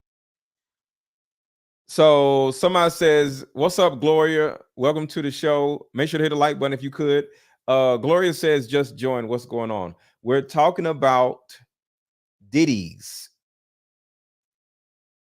So it's not only one Diddy. There are thousands of men that act like, think like, feel like Diddy. Diddy is not just Diddy. There are thousands of Diddies. And Kaylin Walker, this young man that we're talking about, is a Diddy, and he's doing 50 years in prison because of what he did to women. And I am here to stand up for women and stand up for young people and make sure that any person that is like this goes to prison. So that's what we're talking about. Is what's going on. That is what actually has you socially awkward around women. His mother is what we're talking about. That is the thing. His mother. Everything else is just icing on top of the cake. But that is actually the cake. Your mother, your father. I did not know 25 years because my mom told me that my dad said I was an accident, but really I just recently talked to my dad. My mom told me my dad has not paid child support since I was born, all the way to 18. And I just recently saw my dad, and he showed me bank statements that he's been paying $300 every month since I was born. And I said, when he got mad at me because I was in jail, and I called him. I said, I would never forgive you for being in my fucking life. I would never forgive you. My dad went off on me. Mm-hmm. Your mom did, motherfucker. Don't you ever fucking talk to me like that. But he's crying, and I'm like, what the fuck happened? Why are you crying but cussing me out? Come to find out, my mom said my dad didn't care about me. My dad has been looking for me for 25 years. My mom just didn't answer the phone or never would tell him where we lived because they had a bad relationship and they broke up. And then my dad ended up getting married and being happy. And my mom was single and she was bitter that he was happy. So Magnum ICU says go to prison and go straight to HE double hockey sticks, right? Understandable. I understand that. But I always look at why the person is the way they are. I always look at the beginning of the villain origin story. You know? So I understand what you're saying, and I do not disagree with you. But we have to look at the pathology that caused this young man to be this sexual deviant. And it came from his mother. And some of y'all are mothers. And some of y'all don't necessarily raise your sons right or give your sons the love that they actually need. Or, you treat them a certain kind of way. And unbeknownst to you, they can end up growing up to be a P. Diddy or a Kaylin Walker. So yes, he needs to go to prison, and he's in prison. Now we got to get Diddy to go to prison. But at the end of the day, why are they the way they are? It's because of their mothers. And that is why I'm so against children living with their mothers. The worst thing a woman can ever do is to raise that child. That's one of the worst things you can ever do, is to raise your own child. Worst thing you ever do. Now, I'm not saying every single mother is this, but you raising a boy under you and you don't do anything wrong, he's still going to end up being messed up. Because a woman cannot teach a boy how to be a man. Even if you're a great mom, you still can't do it. Mm-hmm. To keep revenge, she used me as a weapon, like she did with my little sister, and kept both of us away from our father, saying, if you don't disrespect me, you will never see your son or daughter again. She used us as weapons. Mm-hmm. Let me tell you something.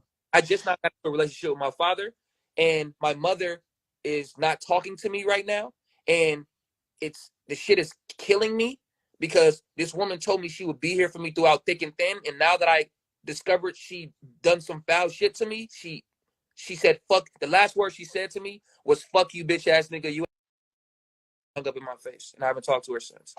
Mm-hmm. That was her way of saying, I didn't do anything wrong. I'm a victim.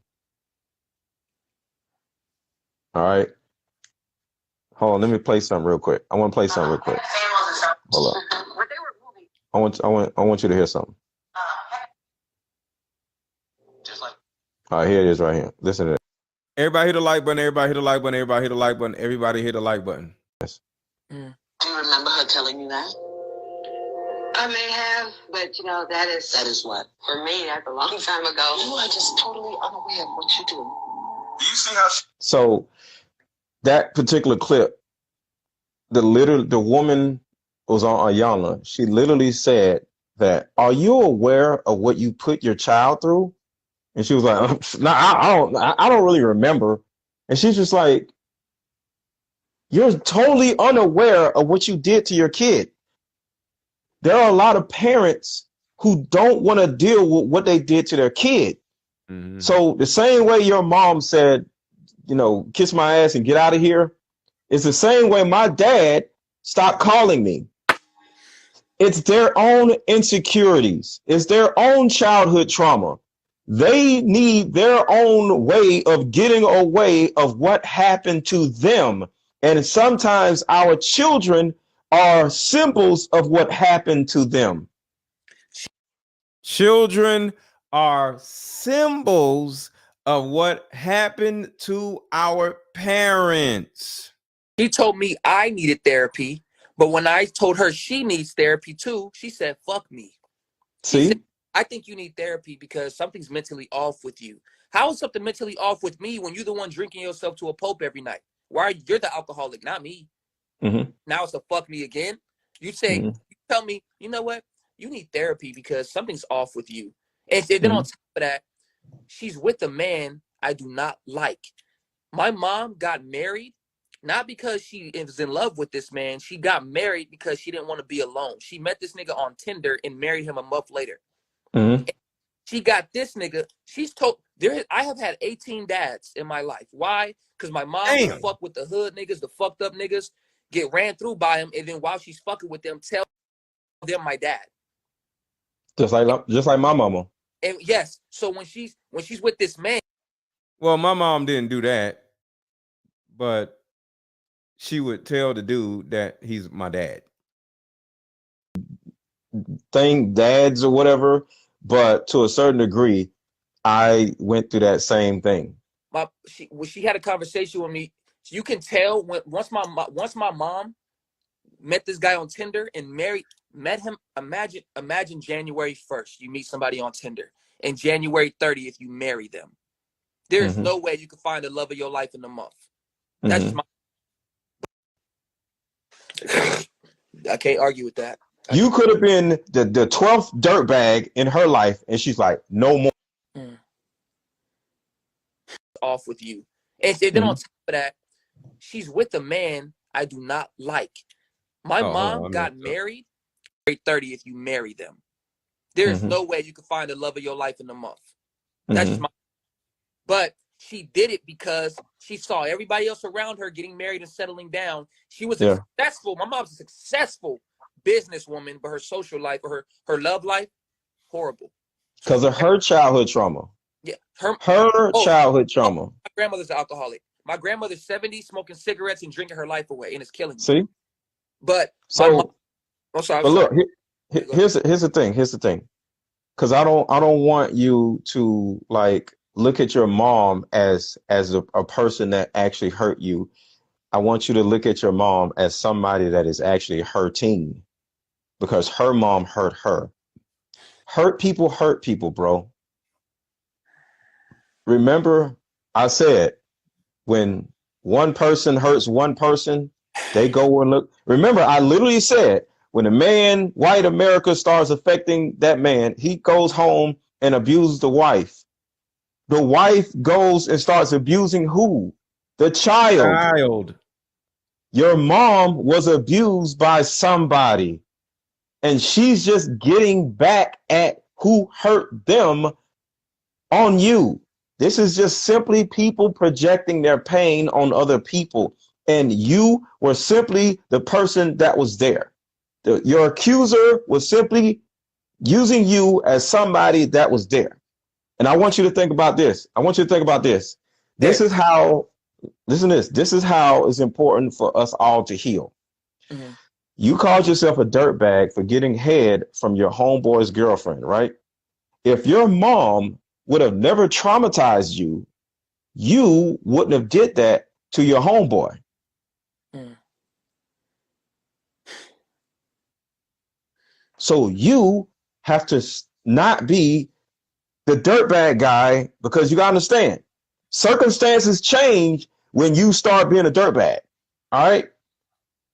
If you would have never been a dirtbag to your homeboy, she would have never had the ability to falsely accuse you, because you wouldn't have been in that situation. And like, I go to strip clubs and I do a lot. I avoid different dirtbag things because I can easily be falsely accused just like you, you know? Mm-hmm.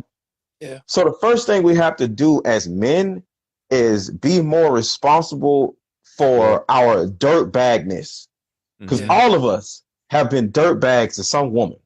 Yeah. But at some point, a woman is going to be like, no more. I'm going to get you. I'm going to get this nigga. Yep.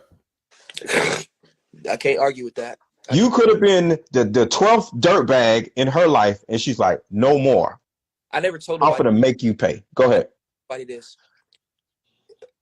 If you haven't been on a big screen around the world, you would not understand. Okay. There are women out there that's like this. You know, as a man, you know social media, there are 10 to 15 Instagram girls that every rapper smashed, every actor smashed. And I grew up watching these girls in the music videos, and the music videos create this fantasy in our head that. Yoslin says she's going to buy my book. Thank you, Yoslin. Some people don't know I have a book. Real quick, this is on my website. If y'all wanted to buy the book also.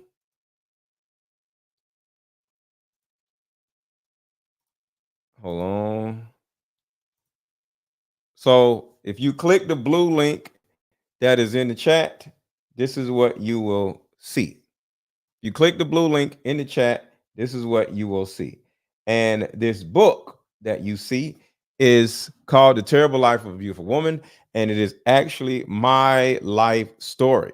So and it is beautifully written. I wrote it myself, and it is beautifully written. I want to write another book because I'm very good at writing books, but it takes so long to do. I haven't done it yet. So if you see the blue link in the chat, click that blue link and either buy one of my awesome card games or be like Yoslin and buy my book, The Terrible Life of a Beautiful Woman. It's about my relationship with my mother. So everything we're talking about with Kaylin Walker, that book is my rendition of my story. It's not a Kaylin Walker story, but the stuff I went through. These 15 women are the most valuable women on planet Earth. They got the biggest booties. They got the biggest boobs, whether it's fake or real. And they're in all the videos. And we have this. I'm being honest with you. Let me stop you for a second. Do you know the reason why they all are smashing the same girls? Because those girls are actually trusted not to give out fake, false allegations. So when you out here, you got all these women and doing Oh, wait. I caught him. He didn't know about this. Let me back up a little bit. This is important. This is very important. Avoid different dirtbag things because I can easily be falsely accused just like you know? Yeah. So the first thing we have to do as men is be more responsible for our dirtbagness. Because all of us have been dirtbags to some woman. But at some point, a woman is going to be like, no more. I'm going to get this nigga. I can't argue with that. You could have been the 12th dirtbag in her life, and she's like, no more. I never told I'm nobody. going to make you pay. Go ahead. This. If you haven't been on a big screen around the world, you would not understand. Okay. There are women out there that's like this. You know, as a man, you know social media. There are 10 to 15 Instagram girls that every rapper smashed, every actor smashed, and I grew up watching these girls in the music videos, and the music videos create this fantasy in our head that these 15 women are the most valuable women on planet Earth. They got the biggest booties, they got the biggest boobs, whether it's fake or real, and they're in all the videos. And we have this. I'm being honest with you. At my let me stop you for a second. Do you know the reason why they all are smashing the same girls? Because those girls are actually trusted not to give out fake, false allegations. So when you out here, you got all these women and doing this and doing that, just like you're socially awkward, those other famous men are socially awkward too. And they're right around the corner from a sex assault allegation. But since this chick smashed him and she messed with him and messed with all these other dudes and never victimized themselves and said, oh, you got to give me some money and da-da-da-da. That woman is actually trusted more. That's crazy. What you just said, bro, it's gonna be very triggering because these 15 girls are the Instagram models that you see smashing with this rapper and this rapper. And the way I looked at it was they're trusted. They're trusted only because they're getting paid. These girls are not smashing these guys. I'm being honest with you. If you if you're not a hot, this is the thing.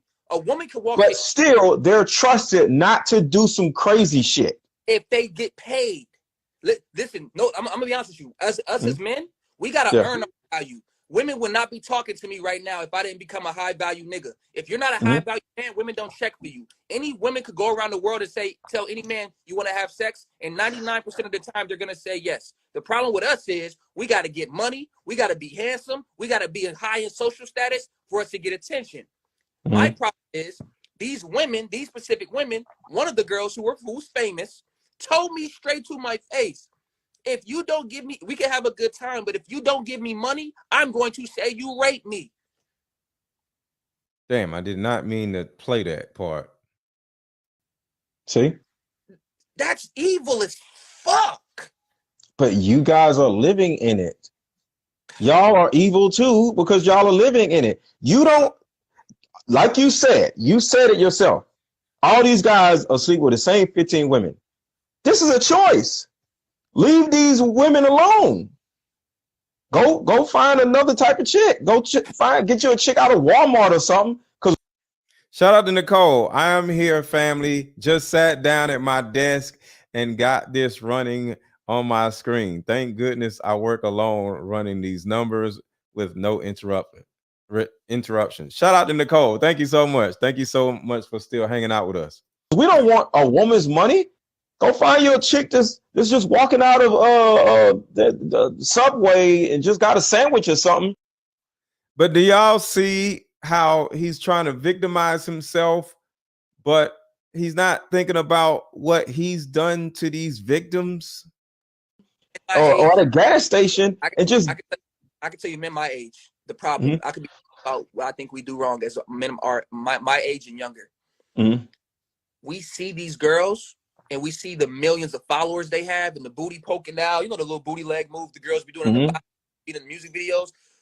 We automatically assume in our head because of their social status and all these rappers they rapping about in their songs that their coochie is automatically more magical than the everyday woman, and that's not the case. No. Let me tell you something. Shout out to Sandra Reed. I'm reading it right now, Mr. Let Go. Thank you so much for writing this book. Oh man, shout out to Sandra. Sandra is reading my Terrible Life of a Beautiful Woman book right now as we speak. Shout out to you. Joe Budden said this. Joe Budden said, I'm so tired of these dudes sleeping with chicks that I slept with. Hold on real quick.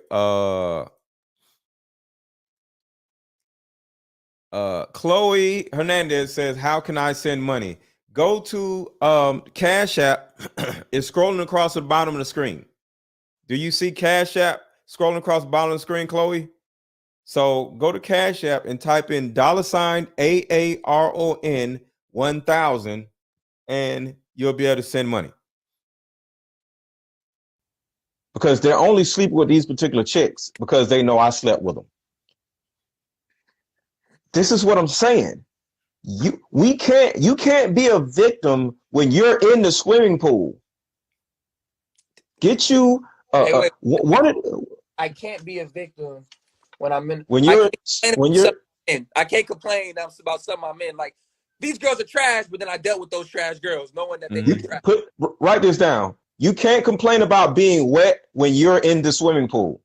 You cannot complain. That's a bar. I was about to rebuttal, but damn, you got me there.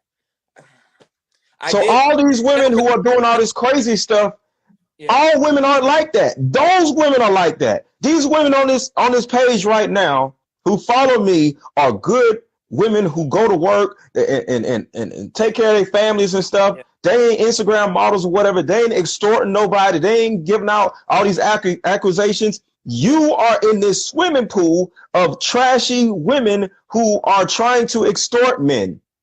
Get out of the swimming pool. You won't have this social awkwardness anymore.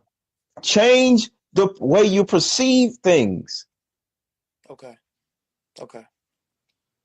Is this helpful? Yes. I think it is when you get in Hollywood, they make you. Oh my God. You see how he keeps making excuses? It's not about Hollywood, sir. It's not about Hollywood. Because I could be in Hollywood and date a woman that lives in Arkansas. I don't need to date a Hollywood chick if I'm in Hollywood. We can talk to whoever we want to anywhere in the world. I could talk to a woman in the UK. What are you talking about?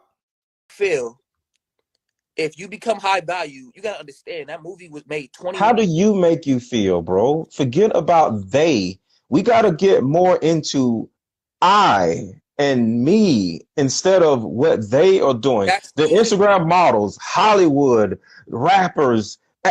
What about you?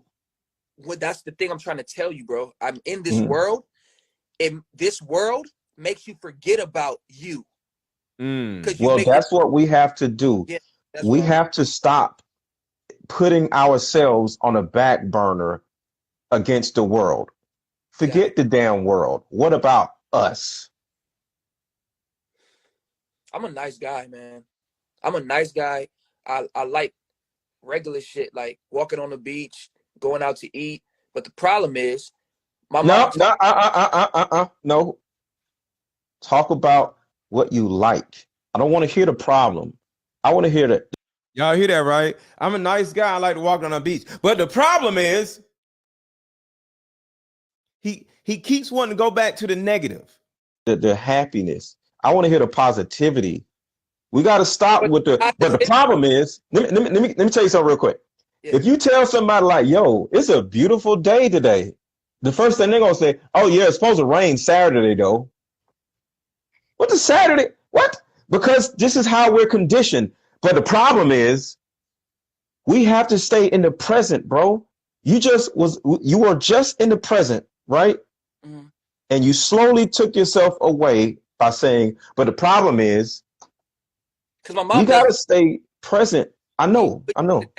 I can win. I can make $1 million. She'll be like, okay, now make 2. She'll never make me. Stop. Now you're talking about your mama. I don't like. I fuck with you. It's okay, bro. It's okay. I fuck with you. It's okay. But I do because you're making a good point and it's getting me defensive. Sorry. It's okay. It's okay. Just breathe. Just breathe. It's okay. You're conditioned. Just take a second. You're conditioned. That's all. Be in the present. I am a nice guy. I like walking on the beach. I like eating good food. I like just sitting on the grass and just doing nothing. I love making music, man. My music on my Instagram page, that's my life. I love making music. I love making people laugh. I like making people smile. I wish I can accept that about myself, and I wish other people accepted that about me. But me being the way I am and what I like, it made me get taken advantage of because there's a lot of people out there that don't fuck with me because I'm too nice. Bro, you just did it again. Damn, dog. I'm trying, dude. I'm trying. You are. It's cool. You are. And I applaud you for it. But you have to stay in the present. Like, you know what I'm saying? You were doing well. And then you slowly start saying, people don't want to do this. It's not about people. It's about you. Fuck these damn people. It's about you. That's if you another want to principle, change man. your narrative, you have to focus on you. Okay. What is the principle I gave you earlier? Look at your paper. You wrote it down. What is the principle? Sorry, sir. Sorry, give me It's a okay. second. I'm sorry, man. Let me be honest with you, right? Mm-hmm. A problem is I've wrote shit down. I read because I can sit back and read it to you, but this is my problem. I could sit back, read it, Mm-hmm. learn it in 20 seconds. And the Mm-hmm. problem. Does anybody remember what he wrote down? Drop in the chat what he was supposed to write down. What was the principle that he wrote down? Does anybody remember? Tell me the principle that I told him that he was supposed to write down. Does anybody remember? I don't think y'all even remember. Does anybody remember? To get off this phone, I'm gonna go right back to being conditioned, and that's been happening to me Because you don't believe it. Your belief system has to change, and it takes time. You're getting it. It takes time. Your belief system has to change. Y'all don't even remember the principle. Y'all talk a mess about him. What's the principle that he's supposed to write down? Don't tell me y'all don't even remember. Y'all trying to get mad at him, but y'all don't remember the damn principle either. What was the principle I told him to write down? Come on, y'all. What was the principle? Y'all don't remember. You don't believe it. And it's... There we go. Shout out to Nina. Yes.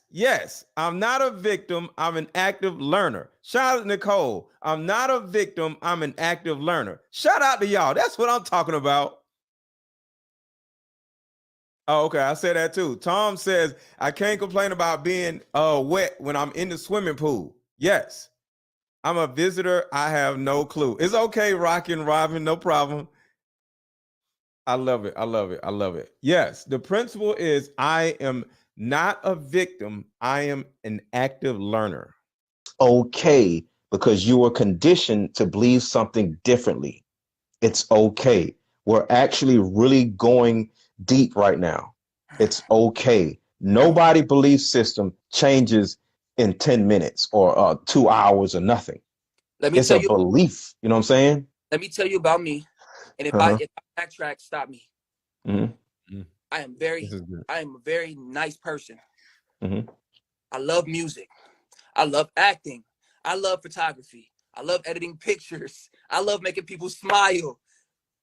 I like that. I love that. And that's not going to change. I get defensive when I feel attacked. I have problems in life like everybody else, but I push through it no matter how much I complain because What's your insecurities? What's your insecurities? Bro, sorry, bro. Come on, man. We all about you. Okay. Damn. I think I'm physically unattractive. I've been called elephant ears when I was in school, and girls made fun of my ears, and they made fun of my teeth because I had a gap, and I got braces, and I was kind of nerdy in school. Everybody called me Steve Urkel. Girls call me whale lips when I was younger, so I want to get like a lip reduction. My fucking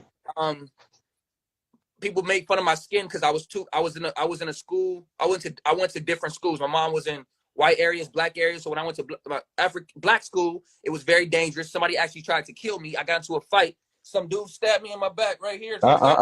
No, dude. We talking about you. Sorry. Keep going. You good. Keep going. I went to another school where it wasn't black people, and people made me feel like my skin color was a problem. And it fucked up my insecurity. I think I'm unattractive. I overthink things to death. People look at me like I'm amazing, but I look at myself as trash. I can't see the value of myself like someone else sees it, and it fucks me. I lose confidence in myself every day. I try to reassure myself that I can do it, and I can do it, but I don't believe it. I motivate other people when I'm still insecure, which is weird. And it's damn. Thank God. You're like, damn, bro. It's okay. It's okay. It's okay. I get scared that I won't be able to accomplish my dreams because of these allegations. I wish I had, bro. This is weird. God, I wish I had surgery on my face. I wish I looked like other people. I have looked at when I was in jail. I looked at TV screens of successful people, and I wished I looked like them. I wish I did not look like me. I wish I had money to reduce the size of my lips. Like, I don't know if that's weird, but that's how I feel. I look at myself in the mirror and be like, damn, you are an ugly ass nigga. Why? Because I heard people call me that when I was in high school. Right. I can't see someone else looking at me and like, wow, you're dope, because everybody else can see it. That's cool. When I did that movie in front of millions of people, I got the biggest response on the movie. And I'm still insecure in my house, calling myself ugly when the world was looking at my movie. I can't even celebrate none of my wins because I'm so fucking insecure that I don't even realize what's going on. And I wish I literally have wished I was other people. And this is one of the reasons why he's in prison. This is one of the reasons why he's in prison. Sometimes your insecurities can bubble over into deviancy. And there's a possibility that because he was so insecure, he felt this insatiable need to take advantage of somebody that was less than him, possibly. But this is the reason why parenting is so important, because if you listen to what he's saying, he thought he was ugly when he was a kid. And then when he went home to his mom treated him like crap. So if he actually had somebody in his home to say, son, you're handsome. Son, you're awesome. Son, you're smart. That would have counteracted what the little kids in school was saying. And he would have actually had a better belief system in himself, because our first love is who? Who is a boy's first love, y'all? It ain't no girl in school. Who is a boy's first love?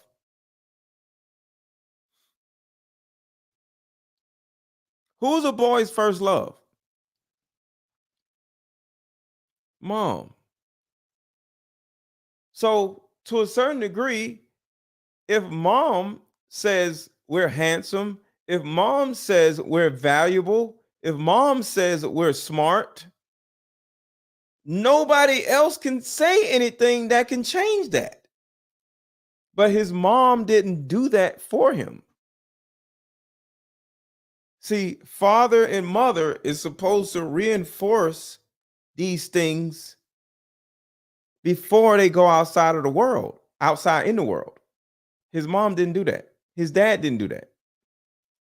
I prayed, I said, God, can you kill me and make me somebody else? Or I wish, God, can you make me look like them?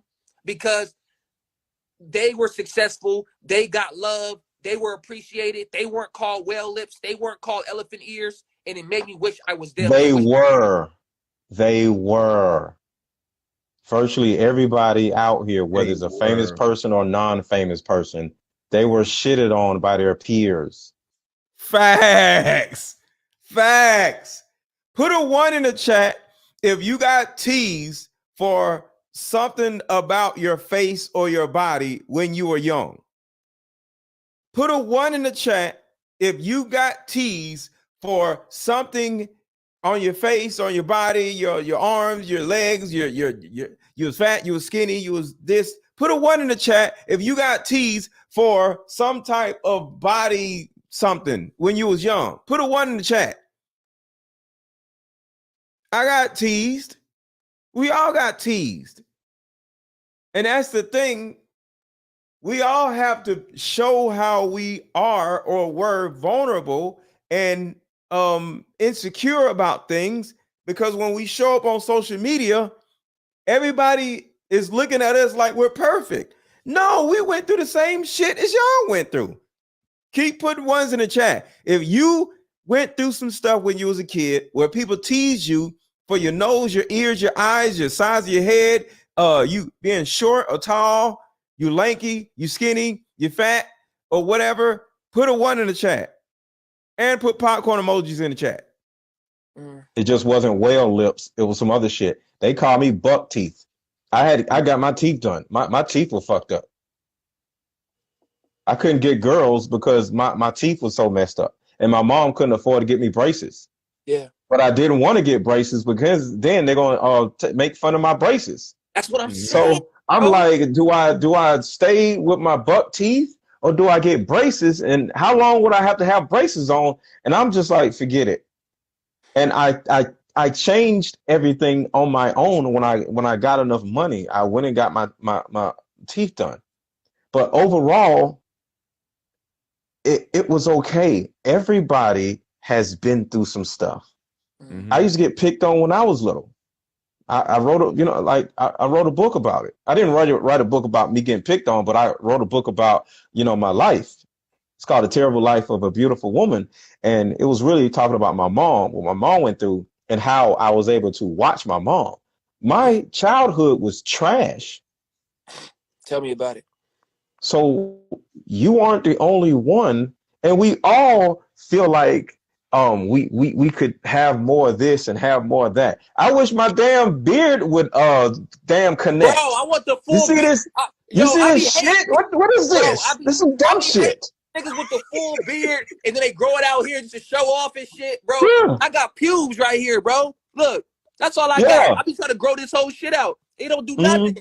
I tried to grow my whole beard out, bro. It looked stupid because it didn't connect. Look at this. What is that? Bro, it didn't connect, it bro. do that to right here too. I tried, bro. Don't laugh at me. I tried to get that shit DJ Khaled got, the filling beard implant. Yeah. And yeah. bro, I used to hate my hairline. I was like, I need to fix my hairline, bro. It just, bro. Look. The reason look right here. Oh my I God. actually cut my head shaving one time, right? And I ran through this little area, and right here is right here. I cut myself shaving right here, and I tore up my skin right here, and it never grew back because I was cutting myself shaving. I had a great hairline, and I didn't even have to. And next thing you know, I cut myself shaving, and it just, I literally lifted all my skin up right here, and it got so bad where hair no longer grew here. So yeah, we all go through stuff. Like a gap right here. And because of that, I can never grow hair unless I get some type of hair treatment or whatever. So I'm cool with being, but the bottom line is I've been through some of the same shit you've been through. I'm going through some of the same shit you're going through now. You know what's crazy? This is the problem, though. Not the problem. This is observation. Observation. I love it. This is the observation. We don't have problems. We have observations. When I went to your page, you did not display weakness. So if I did not ever talk to you like this, how you look on your page, let me give you a teaching moment because I'm a viewer of you. See, this is what P. Diddy needed. P. Diddy, I bet, never have these conversations because P. Diddy did and does all these crazy things because he was insecure. Because he said it in an interview. Every video, you're like this. So what does that look like? It looks like you're a militant man who don't have a flaw in the world, a fear in the world, an insecurity in the world, and you're letting everybody else talk about their insecurities, and you gotta act fake. You gotta act just be here when you have feelings too. I have not seen one video on your fucking page which you need to change, sir. I haven't seen one video on your page talking about your hairline that you don't like or your teeth. I haven't seen nothing. So you're preaching to me. What are your insecurities? What are your insecurities, sir?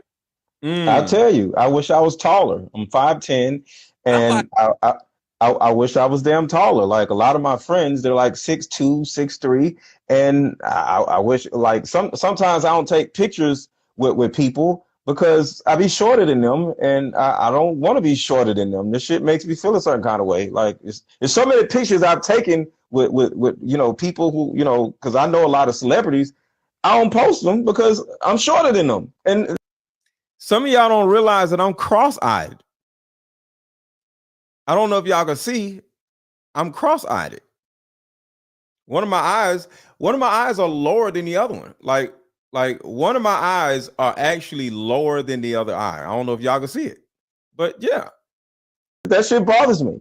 So yeah, I like I told you, my beard or whatever. I'm actually cross-eyed. Before I started doing this eye right here is smaller than this eye.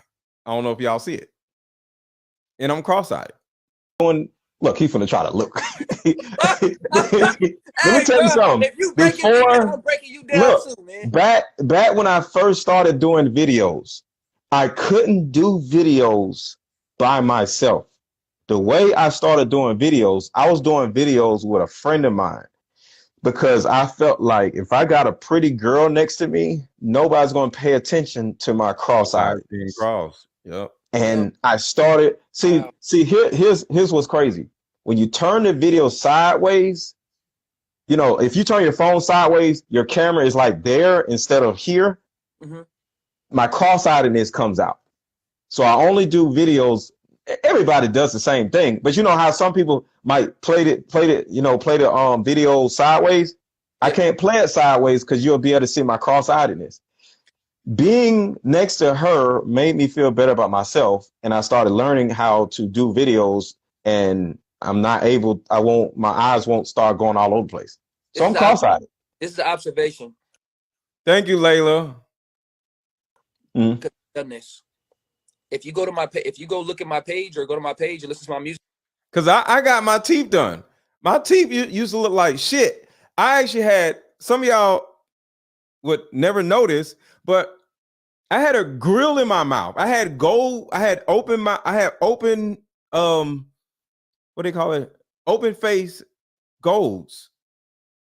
I had a whole bunch of open face golds in my mouth. The reason why is because I didn't like my teeth. So I had buck teeth, and I didn't know what to do with my buck teeth. So I gave myself gold teeth to take attention away from my teeth being like protruding out my mouth. And hey, so yeah. I'm glad, Mr. Let Go, you made this young man laugh. That tells me that there is hope for him. 1000%. I think he would have been turn his life around if he would have beat the case, because I would have been right there to you know, support him. You can go see my music videos. Just type in KR on YouTube. How can a mother do anything like that to their own child?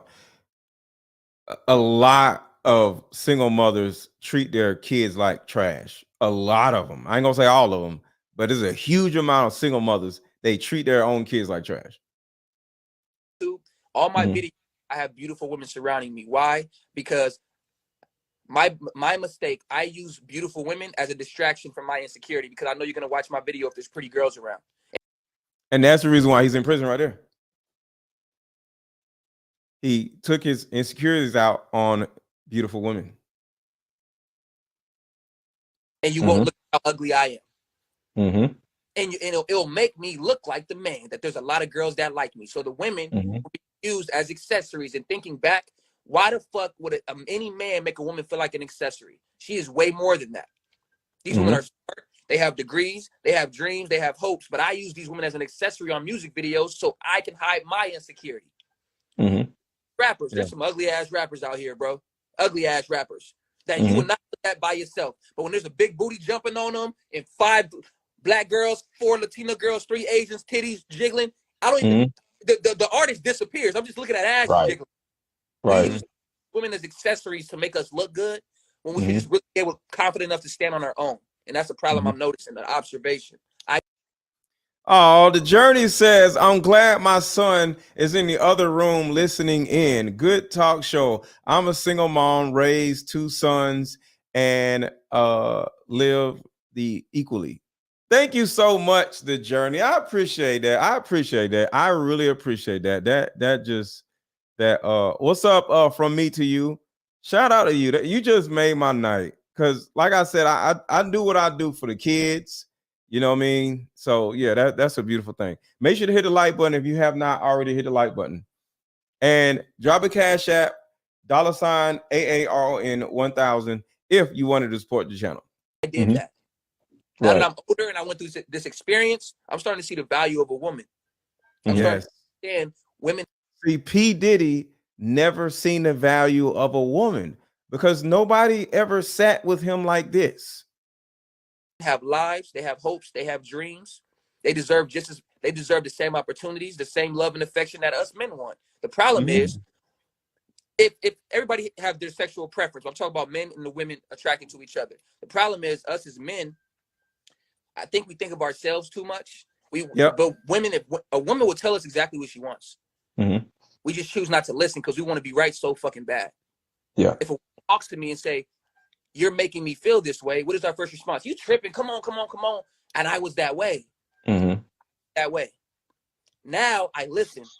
You're saying this is making you insecure. Let me fix this.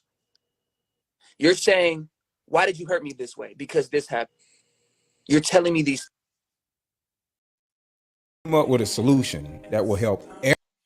I just came up with a solution that will help every woman watching, regardless of age, regardless of background. See, in my 7 years of coaching women, the number one thing that I hear in my coaching sessions is her issue or tumultuous relationship with her mother. So what I've done is come out with a card game that will actually help mothers and daughters come back together. We have to get to the source of a woman's pain, her inadequacies, her insecurities, and heal that little girl inside of her before she goes out in the world as a woman. I call Like Mother, Like Daughter, therapy in a box. Therapy in a box is 50 questions for the daughter to ask the mother, questions that you always wanted to ask. And it's also 50 questions for the mother to ask the daughter. But when you're able to ask the questions that you always wanted to ask to your mother without her getting upset, without her pulling rank on you, the lines of communication are now open. When women are finally able to forgive their mother, forgive their father, forgive what happened to them, and most importantly, hear her mother's side of the story that she never divulged to you, relationships outside of the household would then blossom. Because for most women, there's a hurt little girl inside of her that never had an opportunity to be seen or heard. All of the resentment, the lack of being heard, but all that stops when you buy my new Like Mother, Like Daughter card game. Order it now. The link is under this video. Click the link and let's start healing. Marshall Bell says, I love your show, my brother. I appreciate that. I appreciate the love. I appreciate the support. Thank you so much. I appreciate you. Now I'm listening. I used to use women in my videos as an accessory to make me look good because I felt like to hide my insecurity. I used beautiful women to hide that I hated myself. Yep. And it made me look like the man to other men that I had big booty girls around that really didn't care about me. They really didn't care about me. They just care about my social status. And then I got mad. They used me later for my money, but I used them. And that actually happened right there. And when he used them, it was SA. Do y'all see that? Do y'all see why? Because like I'm showing y'all this in order to humanize these young men or older men like Diddy and to see why they or how they get to the how they get to the point where they may take something that isn't theirs or overstep their boundaries. It's because they hate themselves, and women all their lives told them that they're ugly and they're not valid or valuable. And next thing you know, these guys get some money and they're like, oh yeah, now what, bitch? Do this, do that. Squirting with baby oil. Get out here, do this, and it makes the man feel powerful because now the man is in charge and the woman is like, I need you, I want you, or whatever. And it's really sad. It's really sad. So what the fuck can I really be mad about? Oh shit, you open players, bro. I would never have. I wasn't talking like this before I talked to you. That's crazy. That's crazy. I'm gonna tell you another. Let's back up. We just choose not to listen because we want to be right so fucking bad. Yeah. If a woman talks to me and say, "You're making me feel this way," what is our first response? You tripping? Come on, come on, come on. And I was that way. That way. Now I listen. You're saying this is making you insecure. Let me fix this. You're saying, why did you hurt me this way? Because this happened. You're telling me these things. Now I'm listening. I used to use women in my videos as an accessory to make me look good because I felt like to hide my insecurity. I used beautiful women to hide that I hated myself. And it made me look like the man to other men that I had big booty girls around that really didn't care about me. They really didn't care about me. They just care about my social status. And then I got mad. They used me later for my money, but I used them. So what the fuck can I really be mad about? Oh, so you open players, bro. I would never have. I wasn't talking like this before I talked to you. That's crazy. That's crazy. I'm gonna tell you another. I'm gonna tell you another secret. I got lipstick on because I got a lot of blemishes. No, you and don't. Don't lie. Stop. And I'm not embarrassed of that because anybody who does film has to put some type of makeup on their face, right? So I don't have lipstick on now. And it wasn't lipstick. It was it's this. It's chapstick. It's chapstick because I put chapstick on my lips. I made a mistake and said lipstick. I'm not really embarrassed of that, but I got a lot of blemishes. Like I don't smoke weed, and people used to say I got virgin lips because you know how part of your lips be pink and all this stuff or whatever. So I fixed that up a little bit to make sure that folk don't be like, oh, what's going on with his lips? You know what I'm saying? So we all have issues. We all have issues. Somebody said Diddy lipstick. But no, my lips are like very like pink and shit. And I had an insecurity about that because my lip, especially when I'm on Instagram and the phone is in your face, my lips are very what is the word? They're not colored properly or whatever. So it'll be one little area over here that would be pinker than over here, and it'll make it look like something was wrong with my lips and shit.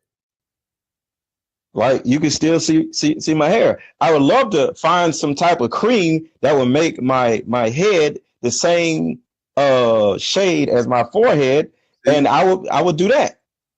I don't need to, but over. Yeah, they're not evenly toned. And back then, this was what, 3, maybe 4 years ago. Yeah, I was insecure about my lips. Raw. Pause. We all, you know, like for example, you see my beard. Yeah.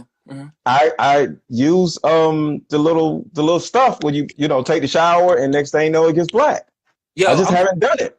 Okay, sir. Respectfully, just hear me out. You need to talk more about your insecurities on your platform. You break down. I'm saying this. I'm telling you this as a man. You break down women's insecurities and what their problem is, and you break down what our problem is, but you don't talk about what your problem is. Tell them it's insecure. I guarantee you, a lot of people like you and dislike you. A lot of people like me and dislike me. But our problem is we don't tell people, we don't show people that we're human too. Mm-hmm. If you did a video talking about, hey, y'all, all the women, I tell y'all about yourselves all the time. Y'all probably hate me for it. And men, I tell us about us. But let me tell you about me. I don't like my hair. I do this with my beard. The teeth is like this. I use this for this. I guarantee you there will be a relatability factor that will make people look at your vision in a whole new light. Facts. I haven't told anybody about my insecurities, but now that it's out there and I know it's going to be filmed and put on your gram and put on YouTube and I won't be able to take it back, I need to accept it. So, but I feel better. Embrace all of your insecurities, bro. I came on this live angry as fuck, bro. I'm not going to lie, and bitter and hating everyone. I came on this live bitter and hating everybody. What I just realized, the power of a man-to-man conversation, but it can't be the man that's my same age. It got to be a man that's older than me, that's lived life, that see the shit. All the shit I felt, you probably already felt it. So you can tell me, you can stop me before I get to the age where it's like it's too late. Yeah, that's what I try to do. Fly, I fuck with you, bro. I fuck with you. I'm sorry that where I'm from, I'm sorry. I'm trying to be politically. Oh, thank you, sir. Thank you. God bless you. I'm not that dude. So me saying I fuck with you, my nigga, thank you, is saying you're an amazing gentleman. Thank you, sir. But I can't do that shit. So my nigga, I fuck with you. Thank you. Well, you're an amazing gentleman also. Thank you, bro. Like just how this conversation has, because a lot of times men and women aren't necessarily capable or able to take correction, right? Yeah. And I'm taking correction from you and you're taking correction from me. And this is showing women, because I always talk about in the clubhouse rooms or on Instagram or whatever, how women don't trust men enough to follow them and listen to them. And the first thing a woman's like, so, why I got to follow a man? Well, this is what men do. We follow each other. So you gave me correction. I'm going to do those videos. And you are taking my correction by writing some things down or changing the way you think. And saying, and yes. Stop saying the problem and say the solution is, not the problem is. Right. Right. Yeah. Because it's always going to be a problem. You worry about the problems too much, you're never going to get to the solution. You know what I'm saying? We got to focus on how we can learn from the actual things that are going on, because they're not problems, they're obstacles. You know what I'm saying? All my fans that's in here, please follow this man. He is obviously full of knowledge. Anybody that supports me and appreciates my vision, appreciate my story, this is the second man of public influencer, a public figure that I've spoke to, and he's helped me tremendously. So if there's any of my fans in here that came to this live that wants to learn things about women, men themselves, our insecurities, our issues, childhood trauma, or anything, please follow this. Please follow him. His Instagram is right there. You can just click on his page when this live is over. Follow him, support him. If you're a fan of mine, go support this man, because I'm supporting this man. I just want to say that. And I want everybody that follows me to support this man, because he is not only a dope person now, he's about to be an even doper person in the future, because he's only 26 and his life has really just started. This is one of his first or biggest obstacles. And I can tell by how you're thinking and talking, you're going to get through this, and you're going to be able to teach a lot of other young men and young women how to get through their insecurities and their obstacles. Thank you, sir. Please, if you can, because I don't know how to do this, please save. I saw a lot of people in the comments. Please save this live and post it on Instagram platform so I can repost it and share it to my audience. And when you post it too, please let me know so I can send my entire audience to go watch that video. So please make sure to save this, because I feel like this will be very helpful to both of our audiences, men and women. So I appreciate you. I would definitely like to speak to you again. I do want to give you an update. So June 22nd in LA, I go to my court date. And on June 22nd at 8:30 in the morning, I am going to find out if my case is getting dropped or they're going to take it to trial. If it's dropped, I'm officially a free man. If it doesn't get dropped, they're going to take it to trial 30 days from June 22nd. So for those who don't know, he went to trial and they gave this young man 50 years. 50 years. But if he did it, he needs the 50 years. You know? But I wanted to show y'all the human side of a Diddy. Because he probably didn't have baby oil and a GHB and wasn't running around deleting people or whatever. But to these to women, all of these guys are the same, because a person that, you know, essays a woman or takes advantage of a woman is a Diddy, you know. But shout out to Kaylin Walker, and I hope he's doing well. But at the end of the day, he has to serve this time because of what he did to those women. So it's a sad situation, but we men, we got to go to prison for the stuff that we did if we do something crazy. It is what it is. So if you want to know what my trial date is, take June 22nd and add 30 days. So either on June 2nd it's getting dropped or it's going to go to trial. If it goes to trial, I am facing 10 women and I'm facing 150 years to life if I'm convicted. And if I'm convicted on one woman, I get life. So I'm playing Russian roulette. But I'm not taking no deal. I'm taking that shit to the box because I know I'm innocent. So And let's do this. Let's do this, bro. You're going to be I'm going to be exonerated. I'm going to be exonerated. And all of my charges are going to be dropped. I'm going to be exonerated and all my charges are going to be dropped. That's all you need to worry about. I'm going to be exonerated and all my charges are going to be dropped. Because what's going on now, regardless of what's going on, what went on in the past, it's important for you to keep doing videos like this, do your own videos, get on YouTube, and just start pouring into other people. It's important for anybody, because the court system, they be looking at people's social media. Like, for example, the person that's trying to get you, like prosecute you, they're going to be looking at your social media so they can get some negative stuff. But if they don't see nothing but some positive stuff, they may turn around and say, you know what, I don't think I'm going to be able to convict this guy because he's doing better than he was at first. So, you know, because sometimes the way to get the charges dropped is for the judge to go to the prosecutor and say, what you got? And if he ain't got nothing, he's going to be like, I ain't got nothing. He's going to be like, all right, we'll just drop it. You know what I'm saying? But if he turns around and says, oh, he said this on his social media, I found some new evidence, he's going to say, all right, we're going to keep going. Rina Abramovic.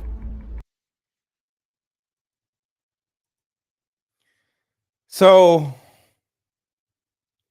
that is the show for tonight.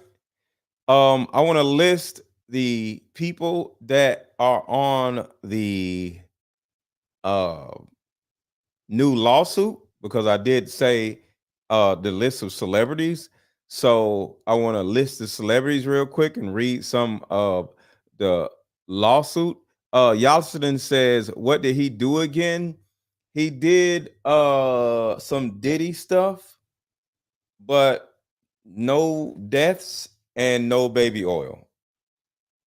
So he did some Diddy stuff without nobody passing away and without baby oil. We'll just say that. So these are the people that were in the new lawsuit. R&B singer Aaron Hall is in a lawsuit. Music producer Harvey Pierre is in the lawsuit. Actor Cuba Gooding Jr. is in a lawsuit. Justin Dior Combs, his son, is in a lawsuit. He was actually doing Diddy parties in Atlanta on his own. Shout out to Rockin' Robin. Rockin' Robin says, I'm a new subscriber now. Shout out to you. What up, though? What's going on? Is Eveli? I can't pronounce your name. Without GMB in the baby oil, right? The next person is Jacob the jeweler is in this lawsuit. The next person is Young Miami. She's in a lawsuit. DJ and producer Stevie J is in a lawsuit. Singer Kaylin Harper is in the lawsuit.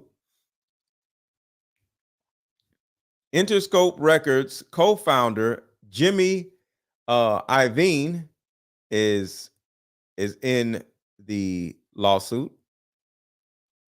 Universal Music Group CEO Lucian Grange is in the lawsuit.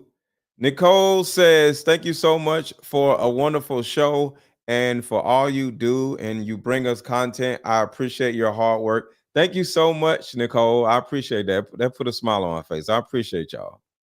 I appreciate y'all hanging out with me, you know. The next, is that it? Apparently that is it.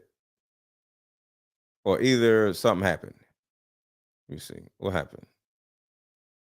I think it's more. Oh, I guess that's it. So that's it.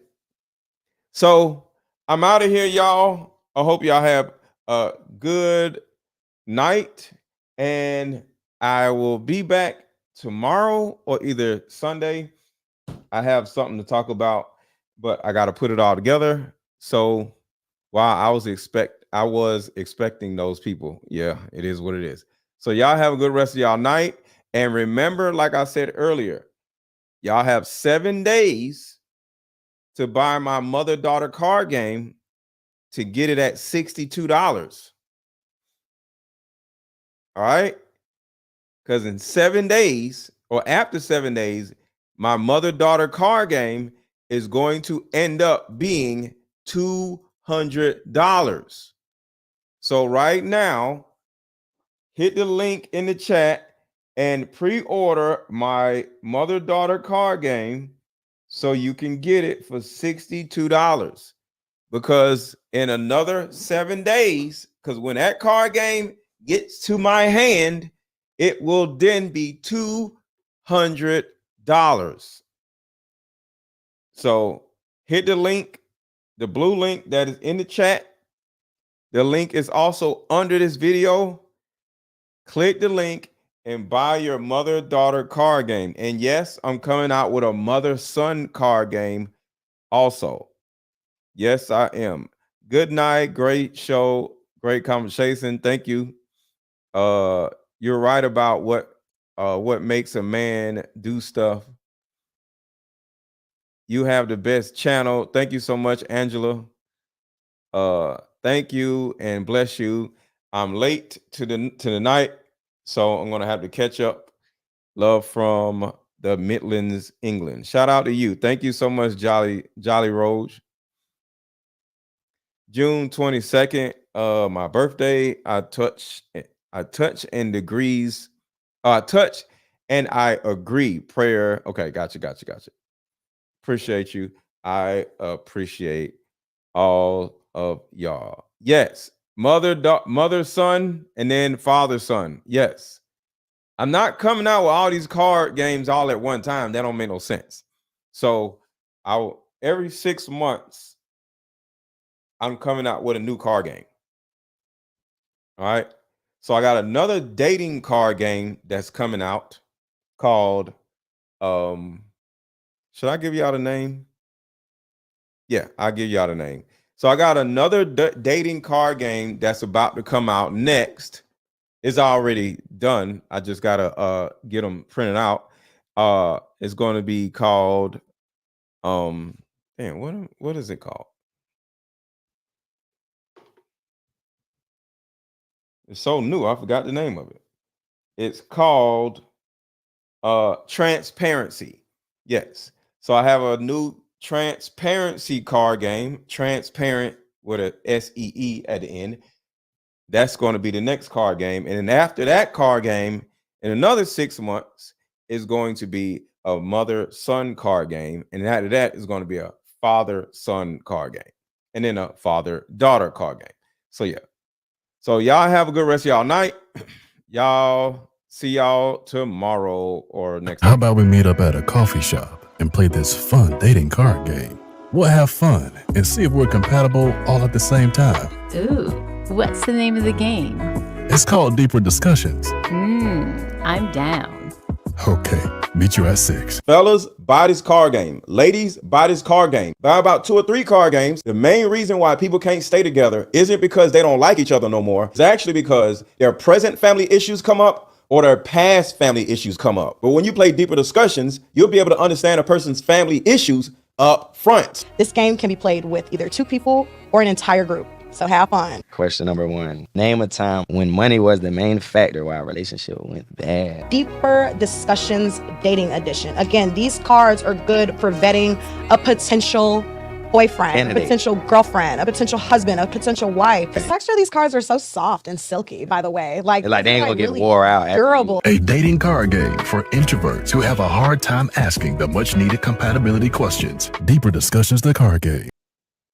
Came up with a solution that will help every woman watching, regardless of age, regardless of background. See, in my 7 years of coaching women, the number one thing that I hear in my coaching sessions is her issue or tumultuous relationship with her mother. So what I've done is come out with a card game that will actually help mothers and daughters come back together. We have to get to the source of a woman's pain, her inadequacies, her insecurities, and heal that little girl inside of her before she goes out in the world as a woman. I call Like Mother, Like Daughter therapy in a box. Therapy in a box is 50 questions for the daughter to ask the mother, questions that you always wanted to ask.